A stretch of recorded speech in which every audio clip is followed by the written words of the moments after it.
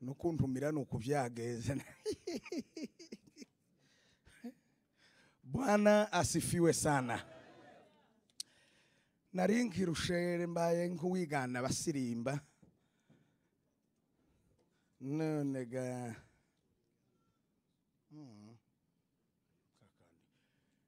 urumva ngo na cameraman bamutunguye. Nari ngihana iyo ngize ngo ndasirimba narasirimba ariko sinzi impamvu ngisirimba nari naravuze ngo reka mbireke kuko nta deni ngira igihe cyose nari mbishoboye abantu bandeze ntibari hano.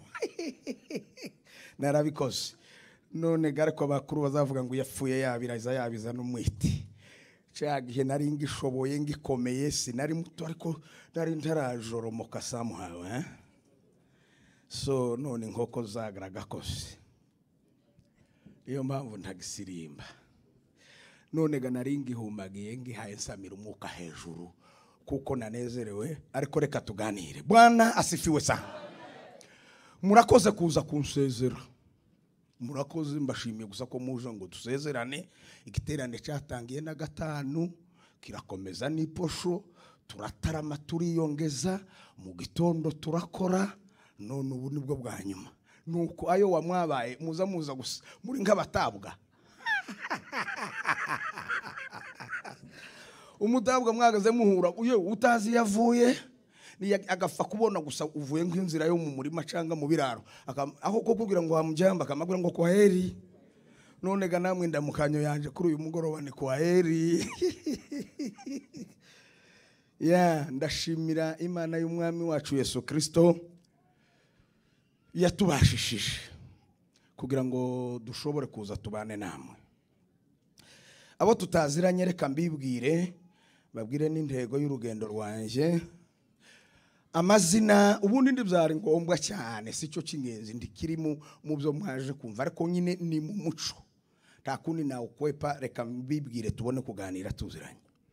Amazina yanje official nitwa Semukiza Foto nakandi niyisengeze mu mushasha ngo Peter. Mwe ndatwe muyise ako nako ndi mukazi cyane abo duherukana kera ariko nyine nako aha mu bihugu twagiye ducamo niho kavutse kandi kare mu kugira umutwe munini kamaze kumenyekana cyane. Nagiye kwiga Nairobi bakambaza ngo witwa nde kabwira ngo nitwa Semukiza Foto bakambira pastor none ndi wabatijwe tinarabatijwe kera cyane ubatizwa nde Semukiza Foto biracitse hauna tajina ingine kama John kama Luke kama Mark kama Peter kama James na okay nibuka ko ngikina umupira bagaze banyita ibuye timubiza ya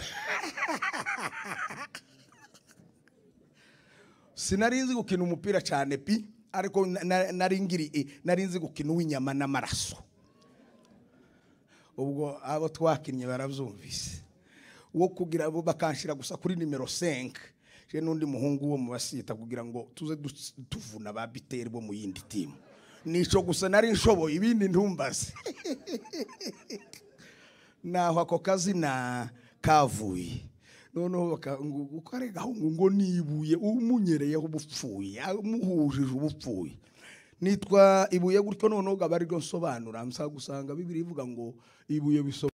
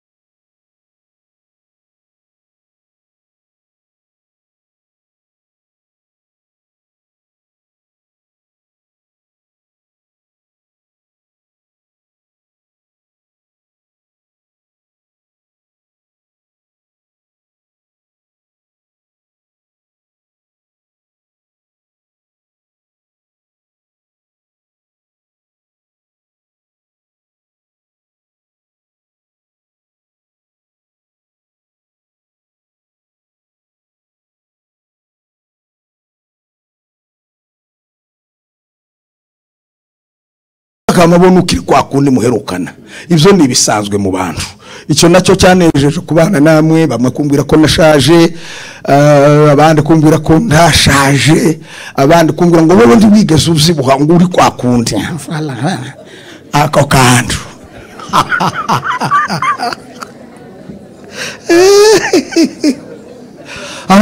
Ngubura ngo yarusha byibo ni kwa kundi rwose ndaza nahinduka ariko yeme mwebwe nari wo kubasengerera abavuze gutyo n'abandi bakavuga ngo yewe nuko nawe wabaye byose kandi ibyo byose ni ukuri umwe ni ukuri ku gitice bikurikiranaga naje uhaye ubyiyumvagamo. Abe nabariga bambwiye ngo narashaje akameme sinovuga ngo ndashaje nk'imbere bamuzehe ruturwa babonye mvuka ngakura ariko nyine umwe nyine azasaze gihechi undi gihechi. Anyway ariko abarundi bazavuga ngo ntawuze unyegeza imyaka ye burya ngo kuko ibinyegeye mu magara. Ubwo mushaka mu nyegeza ariko mu magariho ibiri migavuga ngo 50 yarageze nushaka uzamuke cyangwa umanuke. Ako nakare gaciye mwunzi kuganira nzi gutera urwenya cyane nyine umuntu hayabwira abantu basiranye barimo banyirarume banyirakuru banyirabukwe banyira bose ubuze uko muganira ubuze uko babwira bakumva ni muri culture tindi wo kwamuvuga ngo ndatubiya ngo mvuga ibi kuko ubwira bakumva nabo yo bavuze uzawumva nawe yo uri ahandi uzuga umukigengesera ahari no ukagira ngo wavuze neza yewe ukagira ngo wavuze neza umwana umwe akiva muri Afrika freshuma ari mu apartment yo hirya iwacu abona umukecuru watwaye ibintu ararufata bimwe mumenya isashi nibindi yamamanuka yirukanka hejuru umva imico agiye kumwakira bari wa mukecuru yabona umuhungu w'umunyafrika wirukankanye n'imbaraga siniki undi akazaja ntacongereza akazaja kumwakira wa mukecuru yamaguma asubira inyuma yibaza bibayagira ngo umuntu aje kumwiba yamaruha yikubita hasi yewe yikubita hasi yamahamagara polisi ati natewe hanisi yashize. Noneho wa mungu ariko ndiyahunga kaza uko hayagira wa mukecuru karavuza indura ati yeme ndanyazwe kandi muzi bibaye wabo ndahamenye byabaye polisi ngo ihagere ariko usanga aracahari niki ati uyu muntu garaje kuntwara ibintu nawe ndavuga ati kondagira ngo mutwaze ndamuzi nuwaha ngaha nabonye yarushye none ugabazana mu interprete asobanura ibyuyu n'ibyuyu polisi iravuga ati yewe ni imico ibiri yagonganye gusa ariko nta kibazo mufitanye kabisa imico niyo yasekuranye umwagwa hasi undi hadariko ndakosa ihare kabisa ntawe dufunga pe. None rero muze mwitonda mu mico mutazi ni gahoro gahoro ariko aho muzi ntashida kabisa. Nguko mbabwiye none ibyo byose karagaciyeho kwarukugira umwe nk'abaseka mumenye uwundi we mube free kuganira nanje sindi se muhanuka nguhanuse ndi umwana wanyu ndi umuvandimwe undi umubyeyi bene ibyo ngibyo. Alors uyu umunsi ugira gatatu ariko inshuro igira kane yo kubwiriza teme Elbeter yampaye ngeze hano iri mu reka tuyisome muba muri Timoteyo wa mbere igice ca mbere umurongo wa 12. Noneho gamuyumve mwe mwumve ibyari biduteranyije hano ko muhaye muza gusa nyine mwashenye ariko ntaco ngo bamwe batangiye umugoroba mutiheba abandi batangira igitondo ariko ngo bose bahembwa kimwe ariko ibyo ngibyo no bijanye n'ubugingo ariko ibindi biza bikereza mwakereje byo navuze simbisubiramo ndavuga mu gake gusa. Timoteyo wa mbere igice ca mbere umurongo wa 12 ni uri kuri flyer ya flyer baduhaye niho biri bivuze gute ndashimira Kristo Yesu umwami wacu wambashishije yuko yatekereje ko ndi uwo kwizerwa akangambira umurimo we. Sema amen. Pawulo aravuga ngo arashimira Yesu. Ninde ni Yesu wamwizeye ngo amugabize umurimo we. Abantu benshi ntibaza bumva uyu murimo wari wo, habe n'abayuda ntibari barumvise uyu murimo, kuko muri Yohana ibice 6 umurongo wa 28 bamubajije ikibazo ngo none dukore mirimo ki. Ibo bayivuga imirimo au pluriel, imirimo ku bwinshi, ariko iwe basubiza au singulier, ku bukeya. Singulier na pluriel ndagira ngo umuntu wese wabaye Kongo arabizi kameme, kandi utabizi ahere none abimenye nyine, ariko nabivuze ku bwinshi no ku bukeya. Arababwira ngo umurimo numwe, umurongo wa 29, umurimo nguyu nuko mwizera uwo yatumye. Mureke gushaka ibindi byinshi, mureke gushaka kuja atora travers ngo mushake midi a 14h. Oya, umurimo numwe nuko mwizera uwo yatumye. Kandi abayuda byarabagoye, hari urinde urakoreke akababwira ibindi, akababwira ngo nije mutsima wamanutse uva mu ijuru, kandi umuntu narya ntazongeraga gusonza. Iyo bagahita bakamwanga, tukurye ngande twebwe Abisirayeli. Misunderstanding, kutumva neza, kudatahura. Yageze aho abasobanurira muri Yohana 1:45 ngo urya bazaga bavuga mu buhanuzi ndetse no muri za Zaburi no mu mategeko ya Mose, niwe uyu muri kumwe, niwe mwari mutegereje, nimumwakire. Batereka reka wowe w'i Nazareti. Haraho nasomye mu gitondo muri Mariko, muri Matayo ibice 7 umurongo nimba atari Matayo ni Mariko, namwe mwideburiye mushaka. Umurongo ni wa 26. Se no kuguma kubakanjira byose harya. Anyway, baravuga ngo ari uyu haye uvuga ibi ngo si mwene Mariya, ngo nabene se si Yosefu, ngo na Yakobo na Yuda nande undi na Simoni, none ngo ubaye Imana bigenze gute? Ukubaye Masiya. Akabwira toke kumva muzumva ariko ntimuzosobanukirwa, n'amaso azareba ariko ntimuzamenye icyo murebye. Yagera muri Matayo 5:39 akababwira ngo mwirirwa murondora mu byanditswe, mwibwira ngo muri ibi byanditswe niho mufite ubugingo, ariko mwanze kandi ibi ngibi nije biza bihamya. Ces écrits portent témoignage, ibi byanditswe ça porte témoignage de moi. Ben mbabwire nako mwibuke hakurya y'amazi. Ibi byanditswe ninde bihamya, ninde bivuga? Ni jewe bivuga, ariko mwanze kuza hondi. Donc mwanze kunyizera, donc mwanze umurimo w'Imana, none ko murashaka ngo mukore uwe wundi. Indi mirimo yose igomba kuba ishingiye ku kwizera Kristo cyangwa ku byo Kristo yakoze. Iyindi mirimo yose ikorwa kutugaburira, kuducumbikira, gukubura ikanisa gusa, bigomba kuba bishingiye ku kwizera Kristo. Niba unyumva vuga ngo amina cyane. Hey, nico twaganiriye kuwa gatano, simba sogongeje yeme. Bazavuga les retardateurs ont toujours tort, ariko mwebwe nta tort mufite, kuko j'ai fait la révision et une meilleure révision. Nico cyatumye rero umunsi wakurikiyeho twaganiriye tumaze kuvuga ko byose ari Yesu bishingiyeho, ko ari we bivuga. Tusoma mu Bakorinto ba mbere. Abakorinto ba mbere n'abambere hariya ibice 2 umurongo wa 2, aho Pawulo yabwiye Abikorinto ngo kuko nagambi ubwo nazaga iwanyu nagambiriye kutagira ikindi mbabwira,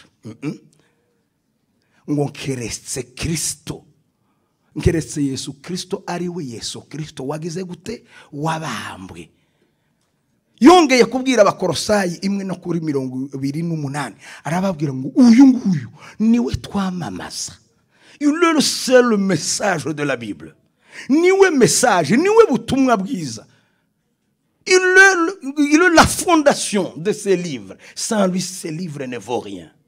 Niwe musingi. Yesu niwe musingi w'iki gitabo. Hatarimo Yesu ibindi byose biba bibaye ikinyamateka journal. Donc niwe bishingiyeho. Nimba baguhaye mikoro ngugira icyo ubwira abantu bizitwa ubutumwa bwiza, muzavuge ubuzima bwa Yesu Kristo kandi apana makuru. Not something about Jesus, but the life of Christ in you.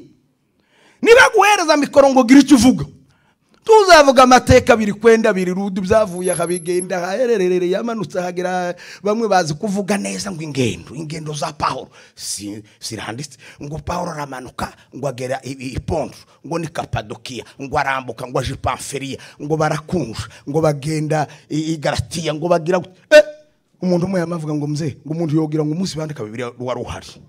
Ibyo nabyo ni ubuhanga. Ariko isase ne pala ubwo subuzima ayo na amateka ariko subuzima bwa Kristo. Hello. Ese Paulo amanuka Kapadokia ni Ponto ni Pamfilia ni Filipi ni Korinto yarajanywe niki yaragiye kwishuza se yaragiye gusuhura se yaragiye gusaka oya yarabajaniye Kristo, le seul message de la Bible. Niba unyumva vuga ngo amen. Yashira hariko ningira tendance yo kuyanywa ngo yavuga ndamasarara gukira ngo gwe sinsubira kuvuga niko bizayimera. Bwana asifiwe sana. Yeme ndi mukubwira abantu ngaba challenginga nkabwira ngo hano hantu umuntu turi mu kumuha mikoro we navuga cyo Paulo arababwira ngo sinaje kurata ubwenge mfite ngo nubuhanga, ariko intego yanje kwaro kubabwira Yesu Kristo ari we Yesu Kristo wabambwe. Ça c'est le but primordial de mes voyages. Iyo niyo ntego nyamukuru y'ingendo zanje. Aho kuvuga ingendo, vuga iki ingendo zari zigamije. Niba unyumva vuga ngo ya riso twariko tuvuga. Umunsi wakurikiyeho ndagira ngo nesho uvuga ni Yesu. Akantu naringiye kuvuga ndaragera aho ngaho. Abantu bari mu kubaha mikoro ngo bavuge batubwira ubutumwa. Agahaguruka agiye kuvuga ubutumwa yamara kama ahaguruka yabaye umuganga akamavuga ngo kwirinda tuvuga inoga reka neka kuvuga mwebwe nivugira hariya mvuye vuba hariya nabaga muri Afrika ngo uyu munsi turaganira ngo kwirinda malaria ngo mugomba kurara muzitira mubu nizitira mubu harya mustikere ngo iteye umuti ngo ibizo bizakurinda ngo bitume nayo kuntu utaguma kurwaza abana malaria ngo n'umugore ufite inda ngo bizakurinda. Yewe ibyo ngibyo kurakora akazi kabandi kabakangura mbaga babaganga. Wewe twakubiko tubwira ubutumwa bwiza ni Yesu Kristo ukura tubwira inzitira mubu kwirinda malaria byavuye he byakihe bivuga ahubwo uvuga uyu munsi nta butumwa buhari ahubwo tuganira ibintu biri sociale ukuntu mwirinda indwara bigatuma amafaranga mwazaga mwivuza akora ikindi kintu byitwa izina kugiye kutubwira iki ibintu ubuzima busazunzwe ukuntu saving amafaranga yakagombye aje ku bitaro bivuge mwizina. Ariko niba guhaguruza ngo ugiye kuvuga ubutumwa bwiza ugatangira inzitira mu cyangwa ukamuvuga ngo abantu ngo ndiko ndareba wenda reka mvuga ibyino naho seba nuko ngo pastor mwebwe simba vuga mwebwe mureke ngo pastor foto ngo utangire ukore siporo ngibirwara bibinungurumva ngo hari ibintu ngo bimeze gute biza bije mu binure ngo ukore siporo ngo kandi ngo uzurya ibintu ngo bitari mu isukari ngo bigize gute. Abantu bose babaya ucisa wese yabaye muganga ndeka ariko mwigiza wa docteur mwara graduate inze he ubuzibyo uvuga utangiye kuvuga ngo iby'ibinure byitwa ngo nibikiyarga biza bije mu maraso ibinure bibi ngo nibiki ngo kwirinda cholesterol ayinza namabagura ngo rekeraho narushewe nuko ariko si bibi sakora siporo naje mutagira ngo ariko gasubutumwa bwiza kubuvuze yewe uba wafasha akazi kabandi abandi bakatubwira ngo ibintu bya finance, increasing your finance. Ngo hari ibi nimureke abo bazobivuga kandi bo bitubwirira no muri salo. Igihe baguhaye umwanya gatuti ngo ugire icubwira abantu, babwira ijambo rizima ribaruhura, ribahesha amahoro, ribabohora, babwire ko bababariwe, babwire ko bashunguwe, nta rubanza rubariho kanisa sama. Ho nibyo bindugiye kuzana bibari ibindi. Kandi nanone nibugiye kubivuga byita izina, bivuge mu izina ryabyo ko ntabo tumufite, ahubwo ufite ibintu biri social. Abandi mukunda igihugu, mukunda iwacu, aho twahavuye tuhanze. Akwewe ababo sibyo bavuga se. Aho twazanywe nuko tuhanze. Ariko nyine wabaraguye ngo tubwirize, ugatangira kutubwira iby'igihugu, nindurusha kugikunda, ninde utarakivukiyemo. Oya, kandi nimba ari byo uvuga abandi politike ngo nanone umuntu wese ngo agomba kugira ngo iparti ngo abarezwa. Si bibi, politike ni nziza, ikiganga ni ciza, ekonomi ni nziza, ariko byitwa izina ryabyo kandi d'ailleurs bivugwe n'ababishinzwe. Ukura bavugira se bakwishyuye.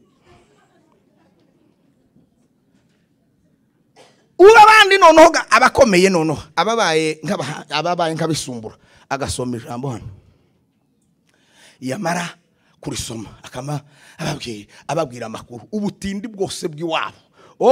Uko yakuze, uko ipantaro yageze ishanyuka karabura irani, ukundi yageze yambara kirato gitobotse, ngo yambura isobwe si bantu bose bagatsindwa. What are you talking by the way? Ukuri byo ko ndabirwanya cyane. Kuratubwira ukuntu wagize ibyago ngo tugire gute. Paul sana. Paul nyine wagize ingorane mu frere. Ariko tubwire Yesu nayo ibirato byatobotse, ninde kitatobokanye? Gwibishangara ngo warwaye amavunja, ninde utari kuyivunja?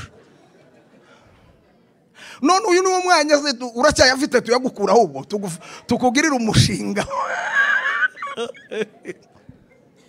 Ayay. Yamara avuza amakuru y'ibishangara, amakuru y'amavunja, amakuru y'imyenda yashanyagwe, akamazana haleluya haleluya nyabakuvuziki amateka boze. Anyway, je ne suis pas contre du témoignage. Ntabwo ndi contre ya témoignage. Wewe vuga ko témoignage iziza n'abapasteri bahari bano, iziza ishigikira, vuga ngo amina. Ukayisa utambuka ukavuga ngo Yesu ntacyo adashoboye, ashoboye kudukiza mu mwuka ndetse no mu mubiri, ashoboye kuduhindurira amateka both sides, spiritually and physically, d'une façon spirituelle et d'une façon physique. Mu buryo bw'umukimwili na kiroho harabishoboye. Ugatambuka ukaba ngo uti ahamure, ariko umuntu akamafata isaha yose ngo Yesu ngo ndamushima, ngo azameze inyama, ngo azameze inyama, akazama kubitaha. N'abazimeze ko barashaka ko bazigabanya. Nibyo bagatwara umwanya wose. Si je ne suis pas mutagira ngo mbabujije. Babujije gutanga ubuhamya. Muze mutanga ubuhamya gatoya mutambuke, ariko igihe umuntu azavuga ibigomba kuvugirwa, azavuga Kristo. Abantu baretse kuja mu kazi, abantu baretse kuryama no gusurana ngo baze kumva amakuru ya Yesu Kristo. Amakuru ya Yesu niwe mwami w'amahoro. Yari yarabibonye Yesaya aravuga ngo mubwira abantu ibyururutse imitima. Kanisa sema mubwira abantu bibafasha, mubabwira ibyururutse umutima, mubabwira ibibaremamwo intege n'imbaraga. Izo nibyo abantu baba bakeneye kumva. Ndetse abantu hano baba bakeneye guhugura ibintu n'ibibiri, nukuvuga amakuru ya Yesu icyo yakoze mu bugingo bwacu, tugapartaja uko ahayagenda kurira muri twebwe. Ikindi tugahugurana uko abamaze kwakira Yesu bajya babaho, hanyuma abantu bakagenda bakura, uko bagenda bakura mu mwuka bakagenda babohoka. Bibiri zivuga 8 wa Yohana 32 ngo bazamenye ukuri. ngo kandi ukuri niko kuzaba batura. Abantu baba baraha ngo bamenye ukuri, nibamara babatuke bave mu bwoba. Iyo umuntu amenye ko yababariwe kwijuru ari igihugu ce 100%, iyo umenye neza ko ufite visa n'uburenganzira bwo kuja ahantu tuzusubira kubabayika, dufite visa ituruka mu maraso ya Yesu, ituruka mu gucungurwa, bituma tuhamya 100% kumanywa yuko ijuru ari igihugu cyacu. Hanyuma abantu bakagenda babohoka, kavuga ngo yewe uriya mugabo mwari mwicaranye wari kureba kuri areba gutya ngo ntiyengeshe ngo ari umutima ukambwira ngo tiki kuko nta yindi assurance ufite kuramuvuga se nimfa ndaje ayo mugacwamo. Ariko iyo wamaze kumenya Kristo wariwe uzuvuga ngo nka Pahoro ngo kuishi ni Kristo na kufa ni kwa nani? Si kwa kila mtu, kwa kila Mkristo wa kweli, na si kwa kila Mkristo, kwa kila Mkristo wa mugashira hako kantu ka adjectif ka adverb, kwa kila Mkristo wa kweli. Abazavuga nka Pahoro ngo maze kumera nk'ibyasoswe ku gicaniro ngo kuri jewe ngo niba urugendo rubaye ngo ngiye kubana n'umwami Yesu, ngo kandi nimba ngikomeje gutura muri yisi nanone ngo ndarushaho kwera imbuto, kumwerera imbuto, ngenda mvuga ubutumwa mbwira abantu ibya Kristo. Nimuvuge ngo amen. Nimuzoza mubona umwanya muze mubwira abantu ijambo ryose ribare mu mutima, ribubaka, ribabohora, ribaheza ibyiringiro, kuko Kristo niwe byiringiro z'ubwiza. Nimuvuge ngo amen cyane. Ibyo ahubwo nasimbukiye kubyo navuze none, ibyo nibyo navuze none. Ibyo navuze ejo naba Efeso igice cya mbere umurongo wa 3. Ndarangije mvuga icya none, nimara nsubize ikintu bansabye. Ndaza kubabwira ukuntu nanezerewe no kuza hano. Bitari kuvuga gusa ngo kubabona, ibyo kubabona nabirangije, turakumburanye n'ubundi simba jana mu mufuka, n'ubundi murasura musigari tababonye empointre kokera nyuma y'ingazo basubiye kwibagirwa nyine n'imbari irungu nyine nditangire, ariko icyundi byarangiye. Ariko ibimbabwira ibyo ni everlasting, ibyo ntibizashira. Vuga ngo amen. Twari ko tuvuga rero bari bavuze ngo muri iyo teme yabo iriya yo kuvuga umurimo wa Kristo ngo harimo no gushima. Hanyuma rero nabwiye abantu impamvu zo gushima. Tugize iminsi ndamwari muhari babashe nibibazo ejo, dushima ibintu ngo nimuhere hasi ngo muhere hasi ngo mumfashe we niki cyabaye ngo niki byagenze gute ngo mbere yo kuvuga akabaza karira de simples émotions ngo abana bakoze ikizamini ari benshi, abana bakora ikizamini ngo umwana wacu ngo aborona bourse korona azoja kwiga muri Canada gipfuwe, abandi bize muri Canada bararangije, abandi famille yose none kurarira bourse y'agakobwa kamwe abubwo atarabana 9 kuramu ize kwasa angaho ibintu no gushimira kubera babonye bourse. Noneho ireke iyo bavuze ngo visa yabonetse, mana we visa mumfashe gushima, duhere hasi visa kurya muzibonye muri 2022, abandi batanga uzubona muri 1800 combien. Nuko amashimwe ce sont des choses qui nous entourent, na ni ibintu bitugose ibirata ngo mube ngabareba ngo uri mubiki ibintu bizabora, ibintu bourse izishira. Uzawiga abize bose se niko babaye. Nuko visa nisanzwe nukuri kose we ubonye imwe abandi baza bamagira visa inzu yose bakaza bagenda aho bashaka kurasara, ukaza kudutwara umwanya ngo visa icyo bwoze sibi bavuga ati Imana ishimwe natwe yadukubitiyemo twabonye visa, ariko ndi wamusara ngo kabye aba bari hanze baraziturusha. Hano rero icyo turusha abandi ahano kuhavugira amakuru ya Yesu. Muze mu baclair, muze muvuga ibintu buri kintu kije mu mwanya wacu. tuna sababu zote twaranaririmbye. Dufite impamvu babyeyi, dufite impamvu bazehe, dufite impamvu urubyiruko basore bacu n'inkumi zo gutuma dushima Imana.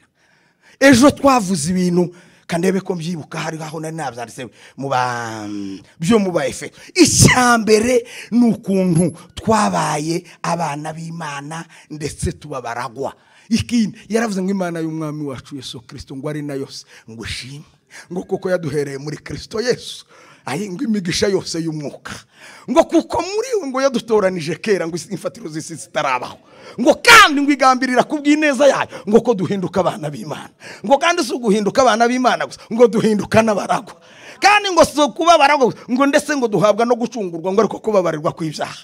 Niba unyumva avuga ngo hey, hiyo ndiyo sababu. This is the main thing, to give testimony and to give thanksgiving.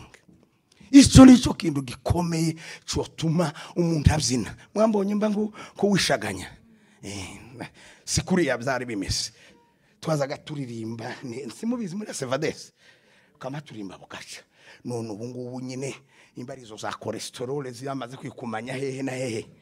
Ndeke yaho ngaho ndimo kugira nacuguta kabiri kama yangira gusamira hejuru nk'umuntu warembye. Ariko n'imyaka nayo nuko nyine bimeze.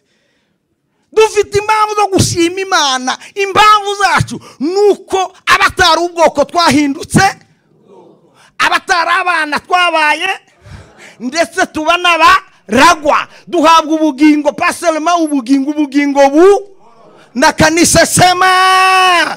This is the message the church wants and needs. Iyo niyo message que l'église a besoin. Ubwo nibwo butumwa itorero rikeneye. Baraguma kuvuga ngo haleluya ngo nageze mesa ngo nageze mesa ngo nkanika ngo ngategereza ahubwo ayo namakuru yo guhisha abantu kera ndibageze vuga bene ibyo. Wahuye n'ibibazo n'ingorane uramugenda gustangaza kuri meze ngo se kwasa ndeke aho ngaho ndabakenguye muzimureka kuvuga bimwe. Muze muvuga ijambo ryiza ryose rihesha Uwiteka iki. Aha ariko ni mutarama mufite umwanya munini musenga babwirana ubuhamya mwo gakeya. Sindiyo mushima Imana yego kuri bimwe bifatika ariko cyane kubyo mu buryo bw'umwuka. Niyo mpamvu twatinze kundirimba ivuga ngo yafashe imigisha yose, imigisha yo mu bumana ngo yibumbira muri Yesu Kristo ngo imarigira gute iramuduha. Iyo niyo mpamvu yo gushima no gutinda. Abasaza b'imvi n'imbara bakaba bo bisina nubwo dufite abakazana n'abakwe, ariko abo bakose baratuzinira ko umuntu azigendera mu ijuru ku giti cye. Umuntu azanezerwa de sa manière. Il ne faut pas aussi exagérer avec la culture. Ariko umuco wavuga ngo nanezerewe ngo nuko harimo abana n'abagore, ariko kurya ngo nari kubereka abana n'abagore bandi bazanezerwa. Mais les émotions sont là aussi, sont créées par Dieu. Amaranga mutima nayo yaremwe n'Imana kameme ilfo igiye kimwe kuyagaragaza. Muvuge ngo amen. Igiye bibaye ngombwa kurira muze murira. Nabonye igihugu kimwe ntirwe mvuga ngego umuntu yagira ngo ararira. Nigeze gakuba burugumestere mwari mubizi ko murabwirizwa na burugumestere mustanteri. Nuko nyine uko nguko nono aho narindi nono bakaza kumbwira ati umuntu yapfuye, tukajaga kureba tugasempatiza amaza gatangira nari ntaraba burugumestere furu nari umusista ariko nije wari wungirije nyine burugumestere mukuru gihe cyose atabaga hari n'ubundi yakundaga kwigendera ni nkaho ari nje wari uhari. No bakaza umuntu akamara bakavuga ngo sister we baradusize naka abandi bakamavuga ngo reka kurira ngo umwanza atabibona. Yewe umuntu azayinibeleze emotion de cette manière ngo reka kurira ngo baraje ngo abantu ngo barunaka n'ibintu by'amoko ngo reka kurira barunaka bahari. Iyo amarira yaje wo yimira ngo ubwo naka hari muze mwama mupasuka murire nta kibazo. Nanone kurira ni kimwe no guseka. Igihe umunezero ubaye mugire gute museke mutarake. umuntu azayinipe ngo wirira ufite ishavu wenda guturika ngo wirira ngo reka kurira ngo pasteur Gakunze araje. Pasteur Gakunze yohagarika amarangamutima ukamona umuntu yerekera kaza narumbiwe je bizo nari ntarabibona.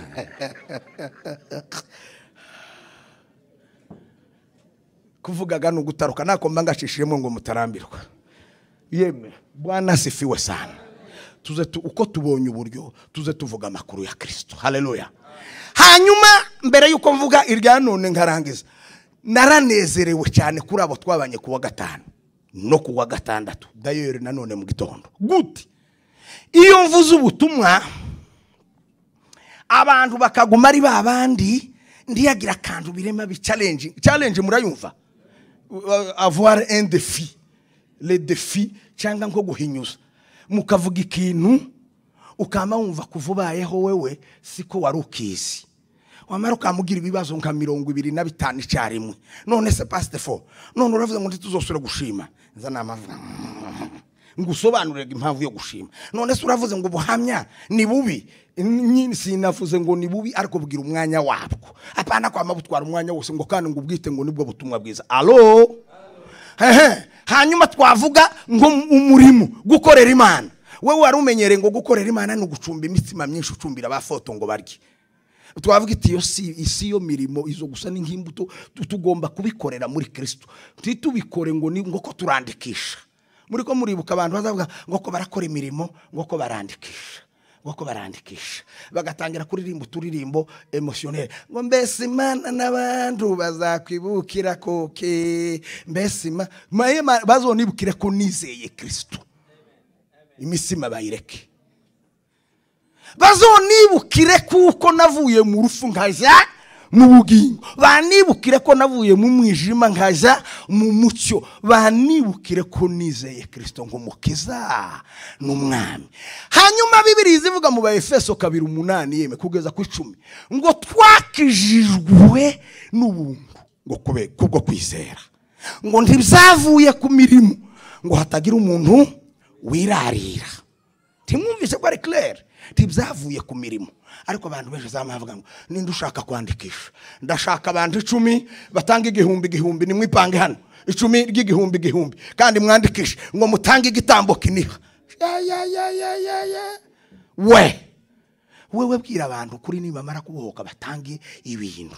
Apana kuba no kubagira gutehari kubashusha kabakaranga ukabashira ukababwira ukuntu ibyo ngibyo aribyo bigize. Oya babwire gukorera Imana ko gukorera itorero ko ari byiza, ariko ntubabwira jewe Bibiliya yaje irambwira ngo Yesu yaravuze ngo je suis le seul chemin, la vérité et la vie, personne n'entre chez mon Père que par moi le chemin. Ngo nije nzira n'ukuri n'ubugingo ntawuja kwa data ntamujanye. Ifaranga zajanye ndi mwijuru, imisima yajanye ndi mwijuru, amata cyangwa ibinyobwa byajanye ndi. Ibi ngibi none tugaruke muri baba Efeso hakavugaga ngo kuko turabo yaremye ituremeye imirimo nyiza murinde muri Kristo. Nukuvuga ngo iyo mirimo igomba kugira hehe aho ikorerwa ni hehe ni muri Kristo. Ariko ntimuvuge ngo ko turakorera ngo ijuru tuzorijanwamo na Kristo.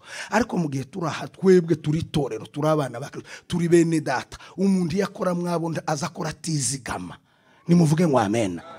Icyo mvuze kirumvikanye uko mbujije abantu gukora cyangwa ahubwo mbabwiye ngo bakore cyane.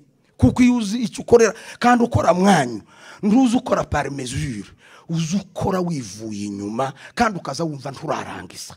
Kuko kurikorera ukoreye mukecuru, ukoreye muzehe, ukoreye ba petit frère na ba grand frère, ukoreye ba binamu na ba dada, abo bose uburimo wikorera kandi uzawumva utara. Natwe nk'itorero nk'abana b'Imana nka famille dukore, nitudakora iyi mikoro muzoyigurike, iyi pulpit muyigurike, byose biratureba. Abashitsi muzabishyurira gute itike y'indege?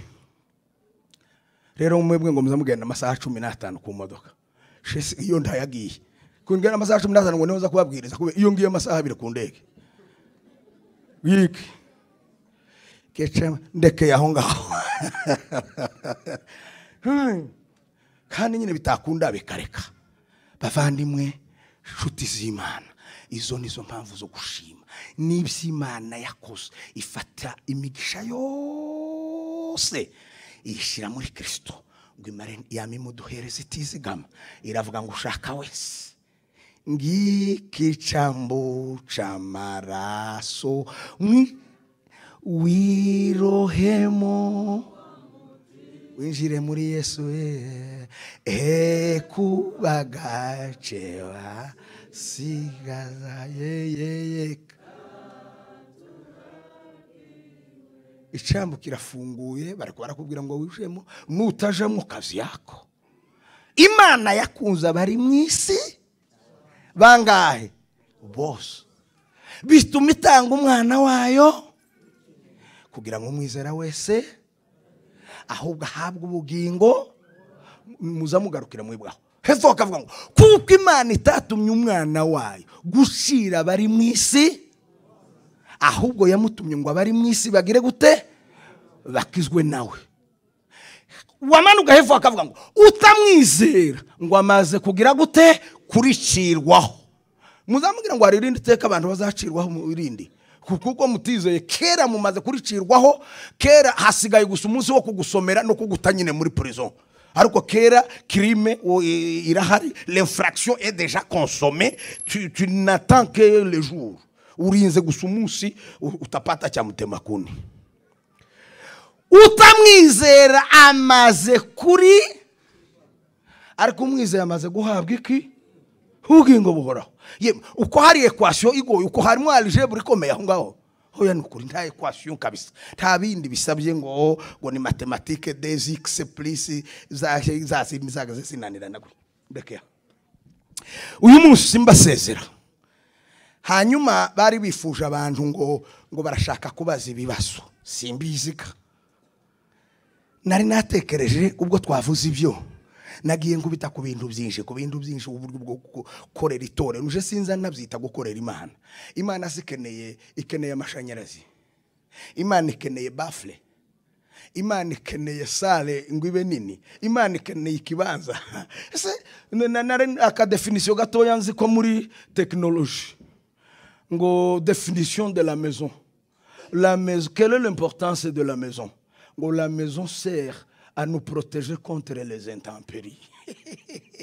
Ngo inzu ikimaze ngo nukuturinda izuba, imvura n'umuyaga n'imbeho. Murabyumvishe? Ni benuko. Iyi nzu ntabwo ari inzu y'Imana. Kino gisale iki siyo nzu y'Imana. Inzu y'Imana ni twebwe. Ariko iyi nzu ni yacu nk'itorero, kugira ngo tuyikandagiremo, tuyibemo idahayitumuka ivu, tuyibemo tuyifitemo keyboard nziza, tuyibemo dufite za mikoro nziza. Waje yarimbye nguko kwanyu mwese andi yandavuze. Iyi nzu ni yacu, ndikaze muvuga ngo ni inzu. Abisiraheli kera ni bagazavuga ngo ni inzu y'Imana ryahema. None abantu twatangira kuvuga ngo none ngo hari itandukaniro ngo ry'Abisiraheli ngo n'itorero rinini cyane. Allo, mbereke itandukaniro. Reka ndibereke nitumara dukora ikintu kimwe ndakenesha yasabye nimba biri bukunda I don't know. Reka mbabwire itandukaniro ry'isezerano rya kera n'isezerano rishya nihuse. Isezerano rya kera si ibi bitabo yeme, si ibi bitabo 39. Icyo bikoze mu rurimi rwacu biragoye, mu zindi ndimi c'est vraiment clair. Twebwe iyo bavuze ngo testament bisobanura ngo isezerano, bavuga ngo promesse bigasobanura ngo, bavuga ngo alliance bigasobanura ngo. Ndabeshe mwebwe ababaye nk'abarwinjangazi buvira ni Karemi. Uko twebwe byose bikaguma kwitwa ngo isezerano, ariko mu zindi ndimi promesse rukwayo ifite ikisobanura na alliance na testament. Ariko twebwe ngo isezerano bigatuma abantu bibacanga. Habe no mu Cyongereza hariho testament mu cyongereza accent y'Iburaya apana yino. Hakabaho na covenant ariyo alliance, hakabaho na promise ariyo promise. Ibi bintu biratandukanye. Iyo tuvuze ngo isezerano ritandukanye rya kera, tuba tugiye kuvuga alliance. Alliance ni isezerano riza riba hagati y'umuntu n'uwundi, cyangwa hagati y'umuryango n'uwundi, cyangwa hagati y'igihugu n'ikindi, cyangwa hagati y'ubwoko n'ubundi. Ibyo byitwa alliance. Tumuruzu rupeta mfite narwo barwita ngo ni bague d'alliance. Iyi ni alliance kuko hari umukobwa umwe tutavukana gutya wakuriye iriya yakuriye Gasanga, naje nkurira hehe Igahandwe. Ubuje umunsi umwe turahura ngo tuganire duhuza urugwiro, havuga tuzumva kimwe. Abe na bakura koko mwamwenya mutarako museka mbere hose nuko ngo duhuza urugwiro nyine. Twebwe igihe cyanje twagaze twandika ku gakaratasi ka gasuku kavuga ngo ninakupenda sana, ngo kama na wewe unanipenda unijibu. Ko ndagirandika nkababona bakoze gutyo, ndagirandika none agatura yewe nda telefone mu gacwamwe. Habe na za zindi zo munzu zagurike ngo derbi. Noneho ugatura wabona ratinze ugasura ukavuga ngo je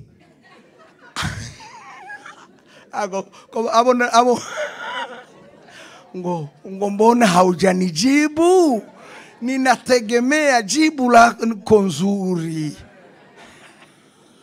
Kamuchora udutima nka 30 ndeke ya ndabavugira ibintu. Noneho umunsi umwe nawe byihishe cyane akamavuga, nawe akandika cyangwa agatuma umuntu ngo uzomubwire ngo kurya hari umuntu wanyandike ngo uzomubwire ngo sawa.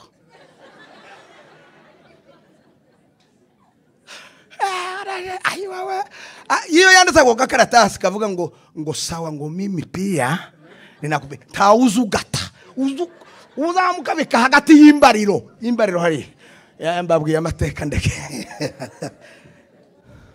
Iyo ni alliance.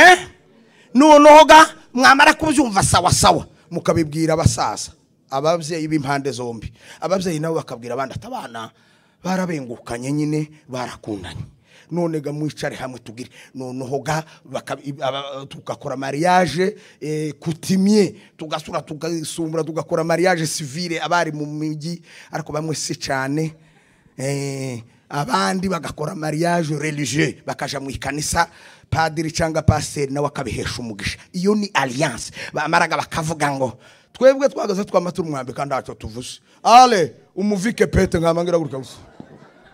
Ta kintu nigeze uvuga imbere y'abantu ngo zaguku. Aye mwebwe mwarasaza ubu ngubu ngo zagukunda, zagukuyakuya, zagukundira umuryango. Iyo urupeta rwageze iyo ruje arekera aho ngaho akama nguma.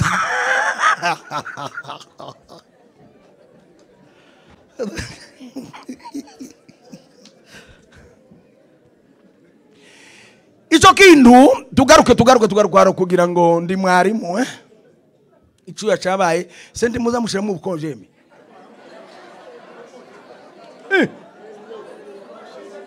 Uko mwebwe mwakonjewe. No nukuri kose iyo mutaba benshi mba nakuye mu ikoti, ariko nyine nahwereye nashize ariko gukora ikiganiro kiracyaryoshye dukomeze.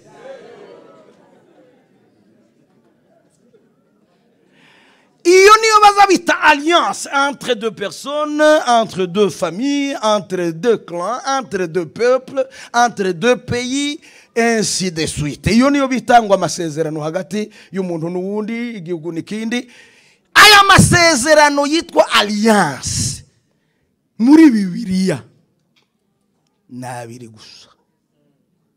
Hari isezerano alliance yabaye hagati y'Imana na bene Burahamu aribo bitwa Abisiraheli cyangwa Abayuda cyangwa Abaheburayo. Ayo yose ni amazina yabo. Iyo babitiriye ahantu bitwa Abaheburayo, iyo babitiriye igisekuru ca hafi babita Abisiraheli. Kibaye nk'ikigirayo, iyo babitiriye ica hafi cyane mwene Isiraheli umwe ni Yuda, bakitwa Abayuda. Ntimukaze mucanganyikirwa, bo bose ni bamwe. Muranyumvishe? Hari isezerano ryabaye hagati yabo n'Imana. Ngiye gusoma iryo sezerano ryitwa ngo na amategeko 10. Niryo sezerano ryari hagati y'Imana na bene Burahamu mukuri. Iryo sezerano ntabwo ari ry'abanyamurenge ntabwo ari ry'abatabwa, ntabwo ari ry'ababembe, ntabwo ari ry'abazungu, bose nkeretse zimwe gusa. Bene Burahamu ku mubiri, donc la progéniture d'Abraham biologiquement, abana be abyara b'amaraso. Nta wundi iryo sezerano nta wundi ryahawe. Abo ngabo nibo barimo abitwa abatambyi, nibo bari barimo n'abami babo, nibo bari barimo ndetse n'abahanuzi abo n'abacamanza. Abo bose ni nabo hanini Bibiri ikunda kuvuga. Naho iki cyitwa testament, iyo umuntu avuze ngo isezerano rya kera ubundi ritureba, bazamavuga ngo none ngo impapuro zimwe tuzice. Oya, izi ni testament. Testament ni inyandiko umuntu azavuga agiye gufa, akavuga ngo ibi mubyandike, muzabisome, mubikomeze, mubibwire n'abana banyu. Nta kibazo cy'ibitabo 39 kuva mu itangiriro kugeza muri Maraki, nta kibazo cyabyo, nda kigomba gushanyurwa na kimwe. Ariko ibi bitabo rero niki bibitse isezerano. Le testament contient l'alliance. Iyi ni container, ibirimo ni contents. Hanyuma icyahindutse kandi kitatureba cyane n'iryo sezerano ryari hagati y'Imana na Isiraheli. Niho abantu bataza bumva. Naje umunsi mbyumva narabohotse cyane, kandi ikibazo cabaye nari naraze njewe kuba umupastori. Sinageze nshaka kuba umupastori, nageze nshaka kuba umukristo nuzuze de conditions zose, ariko nikorera kandi kazi. Nije wari mukuri wacu, kandi nari mvuye kwiga freshement kiri umujene. Hama harudu kumundiri yangu Imana iravuze ndicoge ndi burugumesere i Rwanda, ngo Imana iravuze ngo impinduriye imirimo. Imana yarayimpinduriye, nahoze ndi umuprofesseur akaza ari kwigisha abana bamwe barahamwe, yambwiye ngo warakora dukubise kweri, nariko mbanyorosha nyine ngo mumenye ubwenge. Iyo ndabakubita mwamenya ubwenge ute?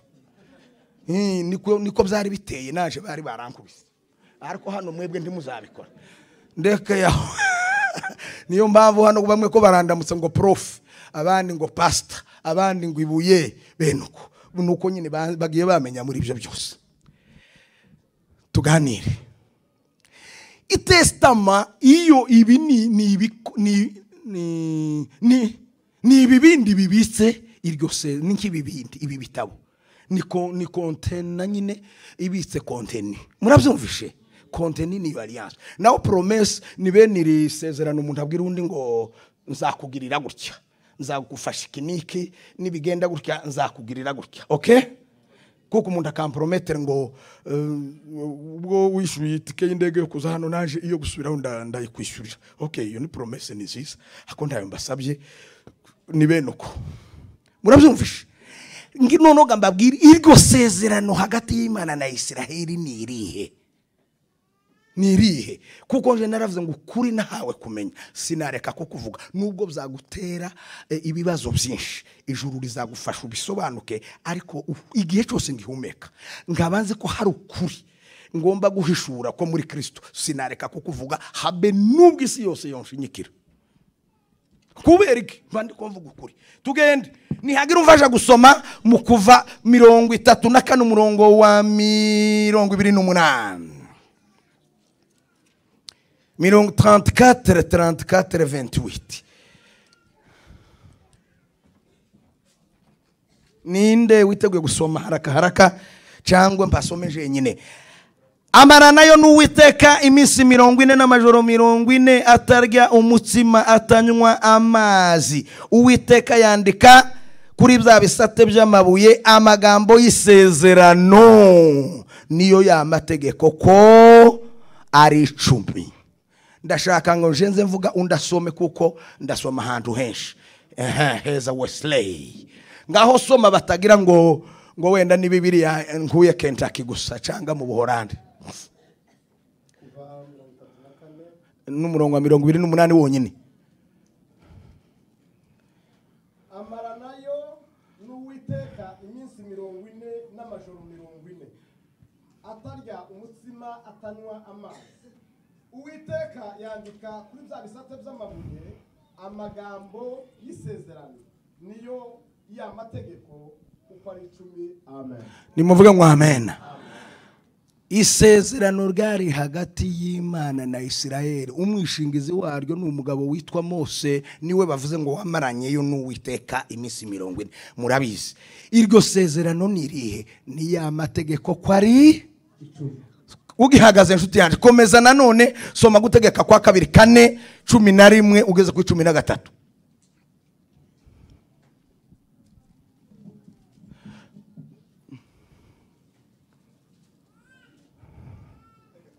Yes.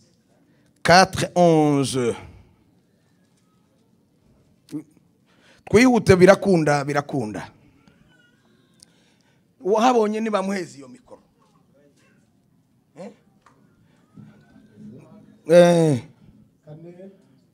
Icumi na rimwe yewe ugeze ku 13.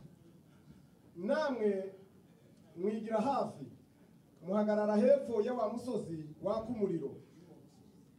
Sawa mureka umusozi waka umuriro ugera mu ijuru hagati. Habaho n'umwijima n'igicu n'umwijima wicura burindi. Komeza ugeze ku 13.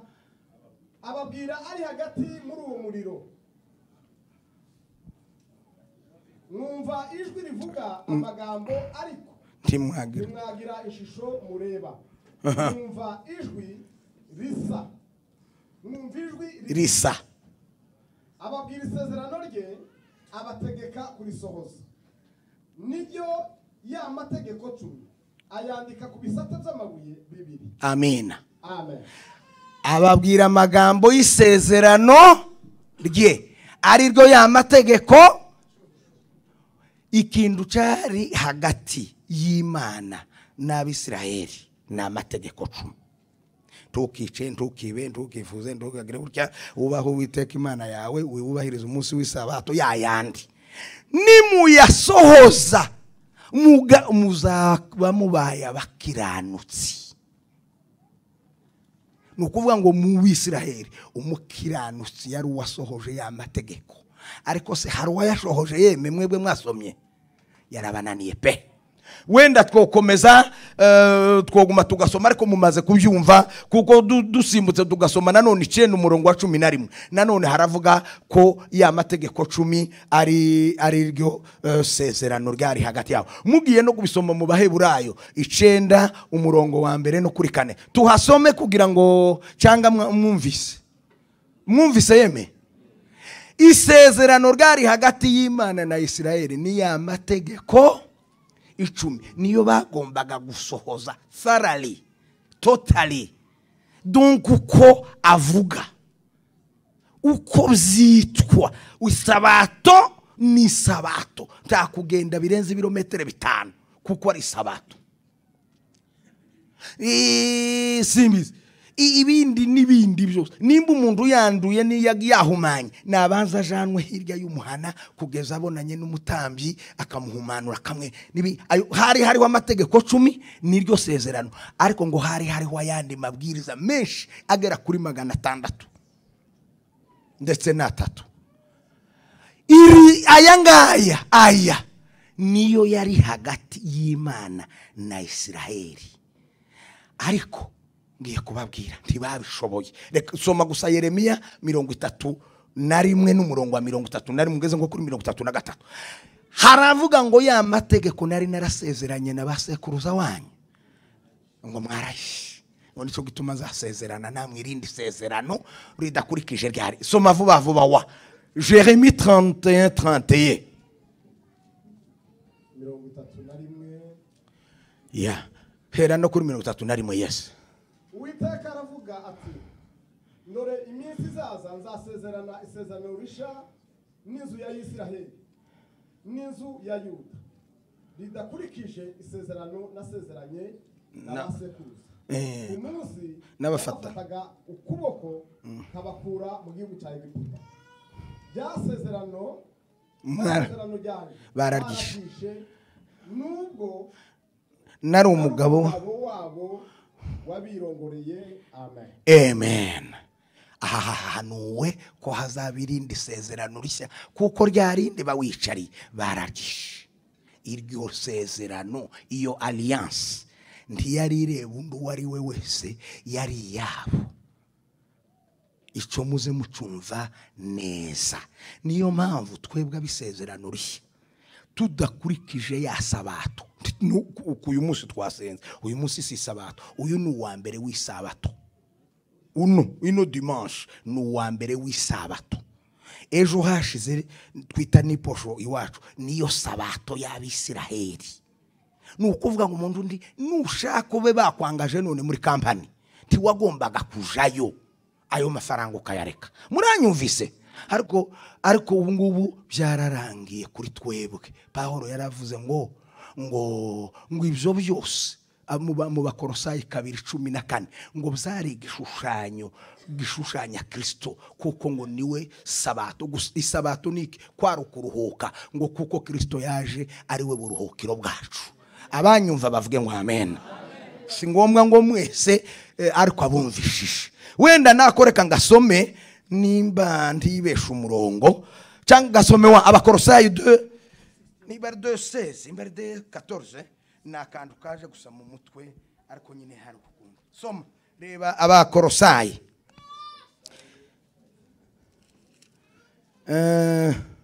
nahonje kuguma kwambara dineti no gusubiramo no kugira gute. 4:16 wa sorry 2:16.